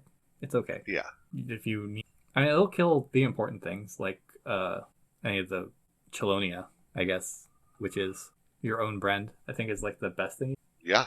Or Hopefully. if you have like 2 niche situations here, but if you have 2 shoulder each other, this becomes steel too. So there's that possibility. All right, yeah. Never rule out the weird shoulder in place. That's fair. I did have to stare at a board for way too long that had multiple shoulder heads, and I was staring at it in fighting. Wait a minute, how does this work again? Yep, pretty well turned. Well, for well, whoever has the shoulder in. That was not me. All right. So next is the Fly Inspector, which is an artifact and ship. It says, well, I'll read the bottom part first. It has action, steal 1 if the tide is high. And it says, after your opponent raises the tide, destroy the Fly Inspector. I think this is bad. Like, yeah, I agree. It's just, maybe you get 1 steal out of it, but like you did a lot of work to get that 1 steal, and you're almost destroyed after that. If only there was a way you raise the tide for your opponent. No, but every effect that raises the tide, it is your it's just after your opponent raises the tide. So if you had a card that could lower the tide. Oh, sure. Instead of having Yeah. Yeah, the closest thing is there's like the Sanctum card that says reset the tide and it can't be raised next turn, but then you'd have to just raise it. Weird. Yeah, I think this is just a bad card. Yeah, it's just bad. It's ransack but slower and no potential. Yeah. Or almost no potential. Yep.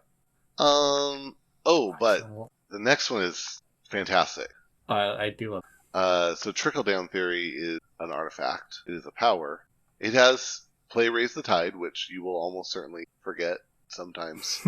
and then it has Omni, gain 1 amber if your opponent has 6, which they likely will at some during the game.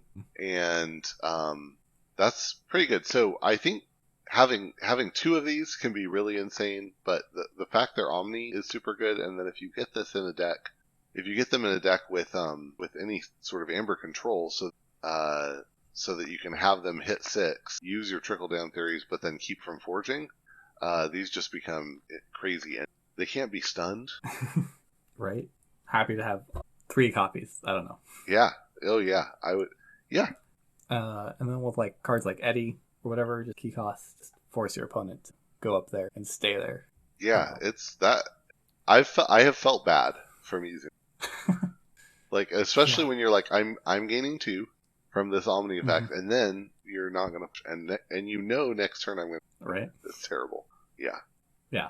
Trickle down theory is great, only in card form. uh, well, the only thing I will say about that is that it's named by the it is a what do we call it? It's an exonym. I mean, it's not it's a pejorative term invented by the detractors of a, so, but yeah, it is Hmm. what it. I'm learning so much vocabulary today. Thank you. Oh man. Yeah. Yeah. Exonym and endonym are okay. This is a weird aside, but okay. You know about Denali? Denali. Okay. Oh my gosh. Okay. So you'll be like, oh yeah, I remember that. So it used to be that you know, I don't know, the newspaper, whatever. We would call this particular mountain Mount McKinley. I think Mm-hmm. Mount McKinley, but like it had a name before European colonists arrived, Okay. and actually it turns out that President McKinley never saw it. So like, I don't know, like 10 years back or something, a while back, people started being like, why don't we just call it Denali, because that's its name was for Mm-hmm. hundreds of years before European colonists arrived, and that's totally won out. So nowadays, if you look at it up on most maps, you'll see Denali, but it's the that's the name that the people who lived there called it. That'd be an endonym Okay. versus Mount McKinley, which would be the exonym. So if you look like in sorry, this is really weird, not Keyboard related, but if you look for what like people who live near something call stuff versus what people from elsewhere call stuff, it's just a really fascinating dichotomy. Like, people are weird. Yeah. Sorry. No, it's fine. It's interesting. That's one of the wonderful things about kinds of games, essentially, right? The people put in. Well, not. I don't think they specifically put in trickle down theory to have a discussion about this, but there's just so much you can learn tangentially through Yes, games as well. yes, yes, absolutely. All right, your turn. We've got Whisper. It is a way to talk more quietly. Yes, we're all learning. All right. It's a creature. It's a reprint. 3 power, elusive action. Lose 1 if you do. Destroy a creature. So it's really lose 2, destroy a creature, essentially, because you're giving up the reap for it. Hmm. Oh, that has to be a very important creature. I guess I'm trying to. Was there any? I'm trying to think if there's a synergy. I guess now synergy with Dead Man's Chest. There we go. Start Hmm. blowing up some creatures. Yeah. It's not. It's very niche. Yeah. I guess it's a lot like what I was talking about. What we call it, the stir up trouble. Right. Destroy target creature is not something I want to pay a price to do, even if I could do it repeatedly. Yeah. Yeah, that's true. I guess if you play Brend and then you play this, your opponent gained 1, you lost 1. Mm-hmm. You lost 2 really. And Right. then you stole, so it's the equivalent of like steal 1, which is Yeah. not great.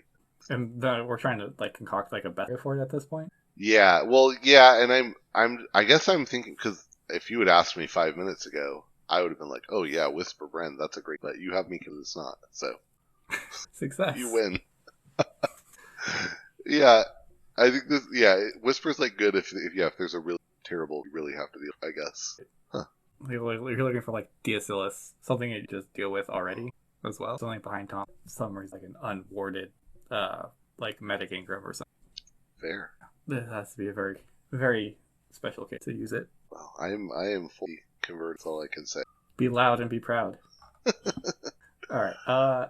But if you're too loud, I have a pair of cement shoes for you. Hmm. Loose lips sink ships. Yeah, we don't tolerate that kind of stuff around here in Shadows Town. Cement shoes is an action with one amber pip. Play, deal 2 damage to the creature. If this damage destroys that creature, raise the tide. I think I like this. Yeah. Uh, Pips are great. Always would rather. I like. Normally we get a lot of effects that are like destroy, deal 2 damage to a creature if it isn't destroyed. Great, I already wanted to kill a creature. Yeah. I guess you don't want. You can choose. I guess if you're trying, if you want to, I was thinking about the hard Sims. I just gonna assume I have to make some sort of comparison to hard Sims and Uh-huh. with every card. Um, they steal one first. If you fail, I don't know. Well, I guess it turns on. I don't know. I'm talking. Huh. It's got some interesting interactions. Yeah. Yeah. I think no, I agree though, like there have been a lot of like that doesn't die, then you get this effect, and it's nice to have one that's like, oh no, do the thing that you wanted to, here's this benefit. It's interesting, like I was trying to think, would I rather have this, um but Fair. but I like this. I mean, I guess it's more comparable like Whispers, Relentless Whispers. Uh-huh. Right, deal 2 damage. You deal 2 damage. Yeah. You gain Amber and Yeah. steal one versus raise the tide. I would definitely rather have Relentless, but this is fine. But Relentless Whispers is actually I think Relentless so. Yeah, it's definitely one of the better Shadows cards. It's unfair to be like every card should be that good. Right. But Exactly. Yes. Unfair comparison. because it's a high mark for cards. Like a high watermark. You might say that. From when the tide comes. Oh boy. Yeah. All right. So the next card up is Francis the Economist, or I like, but he's a 3-power elf and with skirmish, and after he fights, each player gains. I I didn't love this in Mass Mutation, Mhm. but I think I like it better in Dark Tidings. Why? I think because of trickle down theory. um, I think that's the reason. But I've actually gotten pretty good value out of over here, and I think it can be a good card. And if that fight effect is not what you, Mm-hmm. Oh, you're guaranteed to gain one. Yeah, that's it. It's a win-win. It says it on the card. I don't know. what more could you want to know? All right. Yeah. So then next is Gas Pipes Malone. Really vending things, Gas pipes? I guess. Yeah. He's vending stuff and things, but What's up? yeah, three power elf thief and no skirmish. But before and actually, I think that's not a beard. I thought that was a beard, Oh, but I think it's part of his shirt. the Yeah, collar. it'd be an awesome beard. Anyway, so Gas Pipes Malone has before fight, the creature Gas Pipes Malone fights captures one from. That's nice. That effectively makes it, before fight steal one. Mhm. Just slower. But then Malone probably dies. So I feel very meh about it because of that. And then add to it, like, I think you're supposed to maybe put a hand cannon Hand on cannon. Gas Pipes Malone. Mhm. So then it turns into like 3-power skirmish steal one. But like you were saying, it's like a 2-card effect to get Umbra. So It's +1 power Umbra. yeah. So Yeah, that kind of feels bad. I think I agree. I agree with all that. It did put in work for me this week, but again, that's like sealed play. It gains 1. There's actually a good number of smaller creatures around. I feel like Yeah, that's fair. you might get 2 uses out of it, but I mean, right? If the average game lasts 9, you're gonna get to use it twice on average. So that's like the top end ish that you could reasonably expect for a card. So maybe that's a little unfair. Maybe But I guess maybe you have it with Larry, and you keep it alive with kind of iffy. yeah, you're right. It's still it's a below average card that sometimes wiggle its way to like average. Yeah, I'll go along with that. Do Your it. favorite card. Do it. All right, so we've got Hard Simpson. Yeah, I might be mispronouncing this. We're here now. 4-power creature is an elf thief with elusive. I forget that all the time. That it's elusive. Yeah. Yeah. Hard Simpson. After Hard Simpson is dealt damage, steal 1. If the tide is low, your opponent steals 1 instead. Hard Simpson must survive. I think that's like the first time. Yeah, I think this might be the first time we've had, so like Merrick, The marked Mm-hmm. had I guess A well, similar an effect. effect that was like when it's dealt damage, when the damage is prevented, rather. Mm-hmm. Um, Right.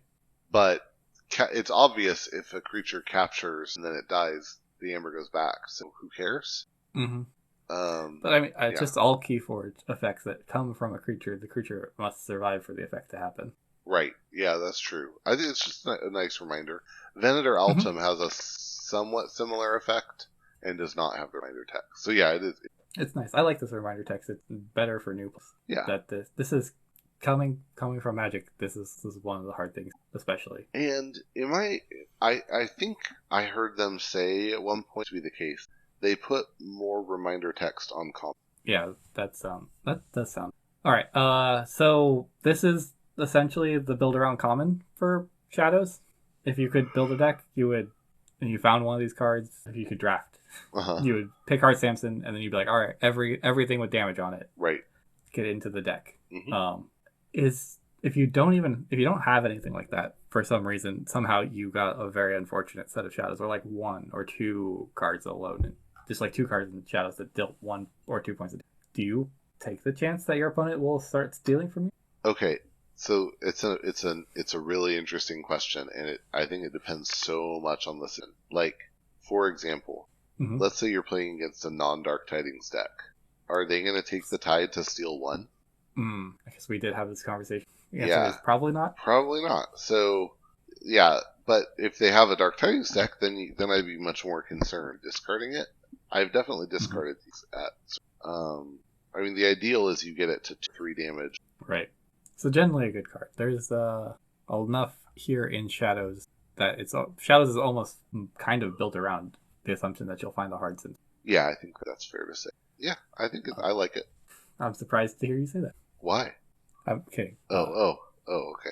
Well, Sorry. I didn't think I actually I like to think I'm good at reading that, but sometimes I do So that really was. badly.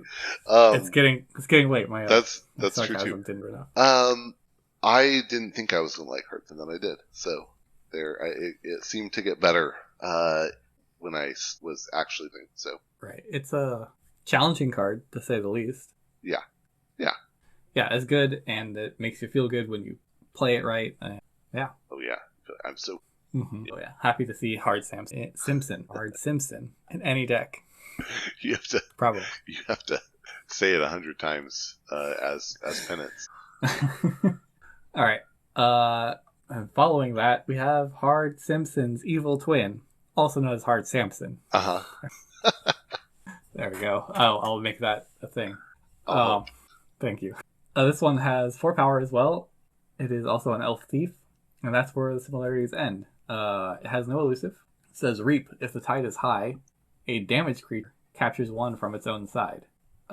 This is cool. It's like Mars needs Amber, but so if you have an evil twin deck, instead of like trying to set up this like combo turn for Hard Simpson, you try and set up like you just try and like point all your damage instead at your opponent's creature, keep them alive for a big turn that Hard Samson. I don't know if it's a big turn, right? It's just one, but Oh yeah, it's just one. It's not Mars needs really. yeah. But I mean, like I imagine, like you scoop an enemy creature and then you do this, and now it's captured to its own side, and Yeah. yeah, You still have to find a way to kill it, or you sure. attack with gas pipes. That's when you yes, with gasps, or you finish it off with cement shoes. Right. Yeah. It's not as good as Hard Sim. I think that's true. We're talking about a lot of work to steal one, essentially. Yeah, Already, and that same amount of work you could probably steal two off of. But probably. you would have to sacrifice your own creature for that goal, but it's definitely worth thinking for. But this doesn't have the potential like down from. So there's that. Okay, so a deck that doesn't have a lot of tools for Hard Sim is better if it's the evil twin version. I So think that's true. Yeah. So that's what you're looking for. You're looking for non-damage based shadows, Hard Sims. Yeah, I guess. Yeah, I don't know. I mean, I think if you get an evil twin with shadows, I think you're shins. Yes, definitely.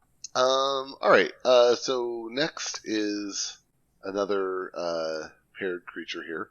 Hobnobber is a 3 power that has action if your opponent has 6 or more. That's pretty nice. Mm-hmm. If it can fire, which is the problem. 3 power and not even seems very killable. They've surprisingly them when I've been playing with and against Oh them. yeah, I'd see. I don't know that I've. I guess the algorithm's been kind to me. It's just given me way more hard Simpsons, but um, I don't think I've really played with this card. I can't even imagine why it does steal so much. I'm thinking about it. Like, it's apparent when your opponent has 6 or more, or when you have 6 or more, or whatever. It's very unlikely that you're going to get to steal some unexpectedly. Right, You like need a I brand. know I'm going to go to 6, but I'm not Yeah, going to kill that creature. But maybe they go to 5 and then you play Brand. Or I mean, that could be a right. thing. Exactly. Or maybe you have a way to sacrifice something that has captured Amber on Oh and yeah, put them over. yeah. Kill your Bruno. Yeah, All right. there's some tools in there. But again, your opponent could like see the board and be like, oh, that Bruno has 3, and That there's a could happen. Hobnobber. Yeah. Yeah, that's fair. But yeah, Steel 2 is really good if it ever fires. Yep. Especially when you have this with your trickle down theory, so you like gain 2 off your trickle down theories that you have sitting there, and then you. It's horrible, right? Because you're like, I went to 6. And you're like, guess what? I gained 2, and now you're no longer at 6. Yeah, You exactly. can go back up to 6 if you like, but it's not going to go well. Yep. Yeah, that's a good position to be in. All right. So the evil twin version is also a 3 power elf thief. And it has Omni if your opponent has exactly. I, huh. Yeah, not Yeah, I think worse.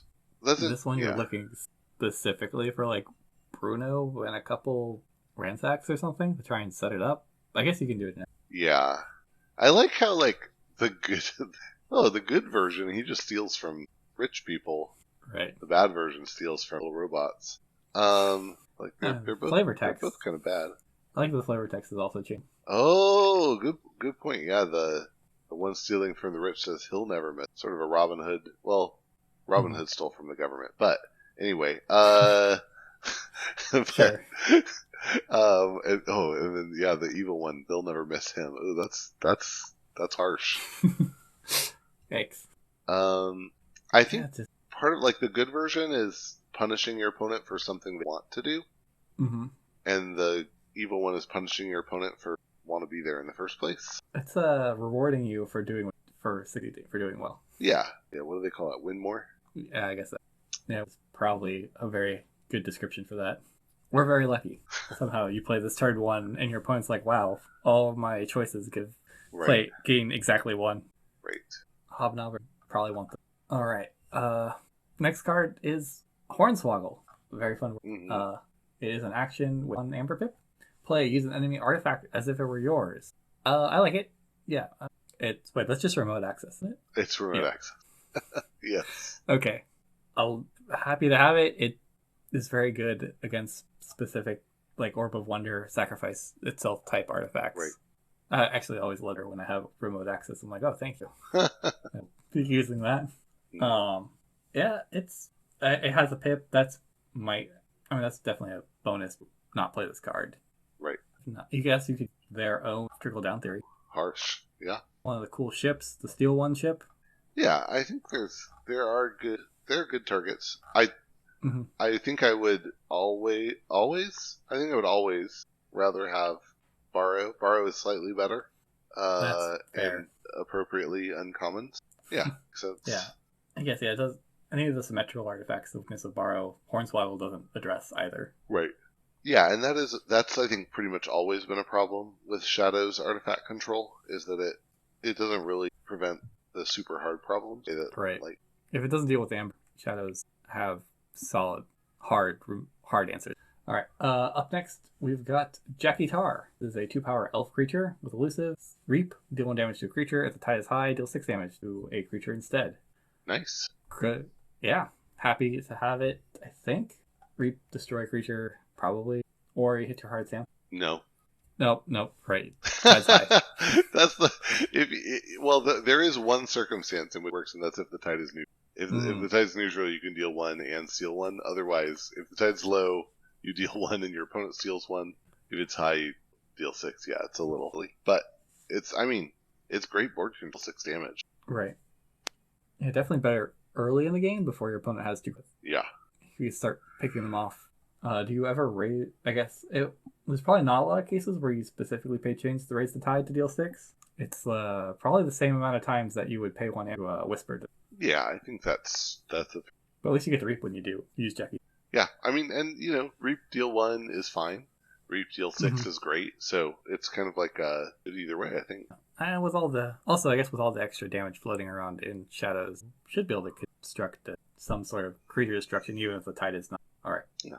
All right. So next up is Kerwallop. It's an action. When you play it, it deals 1 damage to each creature, and then you gain 1 creature destroyed this way. Obviously, really good with Hard Simpson. Good if there are a lot of 1 power or almost done, and you get that Amber effect. Really disappointing when there's like a bunch of 5s. Mm-hmm. A bunch of armor on the board. Yeah, Don't even. this does nothing.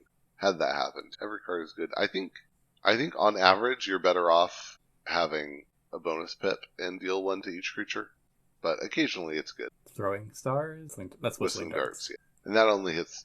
This would be better, but I think Right. having a bonus would probably be breach effect Okay. on average. I don't know. I could be. Korwalop's. You're. I feel like if you know you have Korwalop in your, I want to say that. I want to say that you can play towards it, but Mhm. at the same time, do you? How many times would you rather just kill a creature than Right. leave it shy 1? Exactly. Yep. All right, you win me over. And then the next one, here it is. Loot or pillage. It's an action. When you play it, you choose 1. Either you steal 1 or a friendly creature captures. So this is the one where if you have a Baron Monty Banks, you can capture 3 onto it, action it right away, and steal 3. That feels good. I have done that, and it feels good. I can confirm. But I think you can only do that to someone once. More value with the trickle down theory. Right. So you think? Are you probably using the steal 1 more often than the capture 3, or? Yeah, I think in my experience I'm using steal 1 more often, but sometimes if they're like on 7, I might do the capture for the tempo. If they're at 3 or 4, and then it's a little underwhelming, right? Could have been Nerf Blast. Like you said, not every card Yeah. can be relentless. All right. Another card trying to imitate Relentless. We've got Mug. It deals 2 damage. You gain a pip for playing it, and you could kind of steal 1 with it. Move 1 amber from a creature to your pool. Deal 2 damage to that creature. I find myself trying to steal with this more often. So dealing damage to your own with captured Yeah. amber, yeah. Yeah. Yep. Really nice against Odawak though. Oh yeah, very good against that one. Very good against Ungut, or okay against us. Yeah. I'm happy to see Mug. Mug is, I guess, good. All right, it's deal 2 damage, so you can hit your Simpson or It's a very flexible card. Like you were saying, sometimes you want to hit your own creatures, sometimes you want to hit theirs. Mug is happy to go along with whatever you need. All right. Yeah, solid card. Yeah. All right. Up next is One-Eyed Willa, 2-power elf thief. While the tide is high, One-Eyed Willa gains elusive and skirmish. Fight steal 1. So it's an elusive Umbra while the tide's high. Yeah. I guess that's not strong enough. So if you tide, I'm not going to pay chain. So probably not paying chains to raise the tide to fight 1 with skirmish. But at the same time, your opponent's probably not going to. Would you as your opponent pay chains to not have to do? Probably not. So yeah, that's about it. It's okay. Yeah. I did have once when my opponent thought, okay, well the tide is low. The tide was high for them, and they thought, okay, to get the fight seal 1, they'll have to raise the tide, but they forgot they had them. So I still did fight seal 1 into their elusive. Didn't worry about the tide. That worked out. It's very interesting if there's one-eyed willows across from each other. Yes, exactly. You never have fun stuff. So many options. So yeah, and One-Eyed Willow has an evil twin. Also an elf thief. Just permanently has elusive. And then fight if the tide is high, your opponent is 2. I think that's 2 amber swing. That's true. But less often, because if my opponent has 1, steal 1 is a 2 amber swing. If they have 1, lose 2 is a 1. That's true. But Very I mean, true. and if my opponent has, and I have 3 One-Eyed, I can steal 3. Okay, we're weird. Yeah. Anyway, it depends on the circumstances. But you're right. It is. Also, it is. I would also say gaining 1 is better than your. Yes, I agree with that. Yeah. Oh, and then yeah, this is one of my favorite new cards. Scooped. Is an action with bonus amber. When you play it, you deal 2 damage to a creature. If it's not destroyed, it captures 1. You do kind of like a scooped mug or scooped cement Mhm. shoe. I think it's. I think this is a mass mutations, except it was actually just Wait, what? what was like. Yeah, I'm pretty sure there's a card in Matter Worlds Collide that deal 2 Oh, damage to you're a right, but it creature. did not Oh, have an but I amber didn't pit. have. Oh, right, gotcha. Yeah, that That's what's different. was. What card It was that? has. I know what it looks like. Yeah, no one Oh knows. well, someone can comment what it is. Yeah, put us to shame. All right. Good card. You're probably gonna gain 2 amber. You're gonna gain 1 steal 1 eventually off of it. Yeah, I like the art, weird crab thing, being shocked. being souped. I'm not really sure what's actually happening, like the scythe, but It's giving souped. okay. That sounds reasonable I to me. can see why. I mean, crabs would just be terrified of getting All souped. right. Up next we have our, I guess yeah, it's in the title, Sea Urchin, our Urchin variant for the set. It is a 1 power poison creature with capture 1. If the tide is high, steal 1 instead. Yeah. Yeah. So probably not raising the tide for just an upgrade like that. We've been talking about that pretty much this whole time. Poison's nice. Yeah, It's better than elusive, probably. Yeah. What value? Yeah. It's elusive didn't actually benefit the Urchin that much. yeah, I agree. I mean, because Urchin, if they leave it on the board, I guess you can reap, but here you could actually trade for their nastiest. Or some dumb taunt creature. Yeah. All right. The next one is its Evil Twin, which is the best, I think. Yeah. That Sea Urchin's Evil Twin is a 1 power Aquarian Thief. Sorry, both of them are Aquarian Aquans.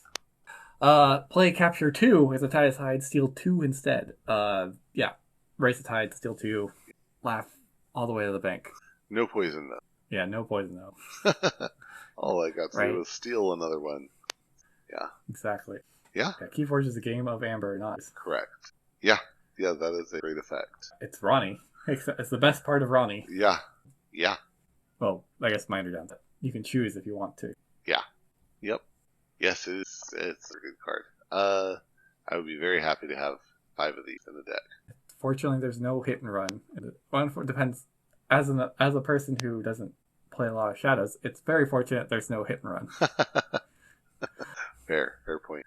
All right. Seeker Needle, an artifact. Such an oldie but goodie card, but yeah, it's an artifact. It's a weapon. It has action. Deal 1 to a creature. If this damage destroys that creature, gain 1. This goes nicely with the urchins. I mean, it works well with the Hard Simpson, and occasionally you might even want to use it on an enemy. It's just a great card. It feels like it gets a lot better in multiple too. Yeah. Just like, oh, take a turn. Yeah, super good. Oh, and also works well. A lot of synergy with the targeted 2 damage in shadows. Right, like scooped. I don't know. I wonder what Just a lot. average creature power you need to get up to 3. Um, How often are you accidentally killing? I think 3 is pretty good. I think 3 Yeah. 3 and 4 are pretty. Yeah. Interesting. Interesting. Oh yeah. Okay. Shoulder Id is a 6 power specter with taunt. It can't fight, and when it would deal damage, you steal 1 instead. Also has weird combos, but mostly I don't love Shoulder Id. I think kind of I feel like people just wipe it or Very ineffective against. Yeah, exactly. I have once fought twice into. Wow, that's valued. Yeah, my opponent was kind of happy with it, but at the same time, if your opponent's willing, it's like ransom, right? If your opponent's willing to let you steal 2, yeah, it's probably something bad's coming. for you. Yeah, fair. Yeah, it felt a lot better the first time I saw this. Theoretically, I was like, that sounds great. It's everything you want in a creature. Something that your opponent doesn't want to fight. And it's big. I can reap with it still. It's been... Yeah, and I'm not even sure exactly how you would yeah. Maybe it's just doing this job enough. Your opponent has to go out of their way to deal with it. You can't really ignore it, in a sense. It feels average. I'm not excited to see it, but I'm not like, oh man, what's this card doing? Yeah, that's fair. All right. Now it is time for us to. Yeah, seriously. Definitely time for us to walk the plank. Our last and final Shadows card. It is an action. You play if your opponent has no amber, deal 4 damage to a creature. Otherwise, steal 1. Yikes. I wish this was just modal, where it was an option. Deal 4 damage to a creature or steal 1. That's not that significant of an upgrade to it, and it still wouldn't be that good. Yeah, I guess a lot of this conversation for today has been steal one's okay, and destroy a creature is less than okay. Uh huh. Either or. Yeah, it number of times I would rather have this scooped, I think, or almost zero. Yeah, it's just okay. Mm-hmm. Bottom 10% of Shadow's cards. It's so hard to Keyforge, right? Every card is okay at Yeah. worst, pretty much. Yeah. For sure. Definitely could be worse. Could be worse. So, okay, so let's go back. Would you revise your answers to any of those questions we were talking about earlier? I probably didn't expect nearly as much damage out of a Shadows card or Shadows lineup. Mm-hmm. I guess that's more of a trend starting yeah. So probably be more wary of my small creatures. Don't expect them to sit around. Is something or like try and make sure they're next to something with. I think that's the biggest takeaway from this is, or maybe in playing against Shadows, you don't want to leave damaged creatures lying around. Kind of like if you are playing against a cleansing wave deck, once your creature takes damage on it, it's almost just better just to trade them away. Yeah, I think definitely a lot of spray happening. And I think it feels to me like there are a lot of cards set that have like steal one, do nothing else, and that's true. And I don't like. I would much rather have Nerve Blast or So I kind of miss the cards that have slightly more utility to them. But look over there. That's it. Yeah. So that's a little weird, but I do think if you get the right combos, like if you can get multiple trickle downs, that's just great. And then you get combinations of I think the big hitter cards are like Brand, Hard Simpson, all that you can let your opponent get over 6, use the trickle down, bring them back, and then I think they pair. I said earlier they pair really well with Unfathomable, and I do kind of like that, but they probably pair even better if you get like the tread up. So you're probably better off with maybe a little E-Dice. Yeah. Yeah, I mean Shadows is really good at pulling them off for essentially. Uh-huh. But you definitely want something like E-Dice and increased key cost. That's really where you create a more prolonged game. That's the synergies. Yeah, you're right. That you're probably looking for with Shadows. Yeah, and then I think the thing I keep kind of going back to is if you can elongate the game, then those steal ones, like steal 2 per turn over the course of 5 turns. Okay, that's really good. You didn't need to protect when you're doing that, but but it's I find it fun. I really like Scoot, but I find this shadow setup. I need more shadows. I need to get a deck. I need to play a deck. Trickle down theory. I have not done that yet. I'll say I actually have 2 decks with double trickle, and I will to you, and you should try one of the. But I have the one. I have one that has been competitive with decks from older sets in the 90 SAS range, and it's rated at like 60 something. So take that, Nathan. Yeah, take that. Your system is imperfect. How dare you not get it right after all these years? That's right. What are you? I kid. I'm a Patreon sub because anyway. Okay, cool. Yeah. Any last words before you walk the plank, Andrew?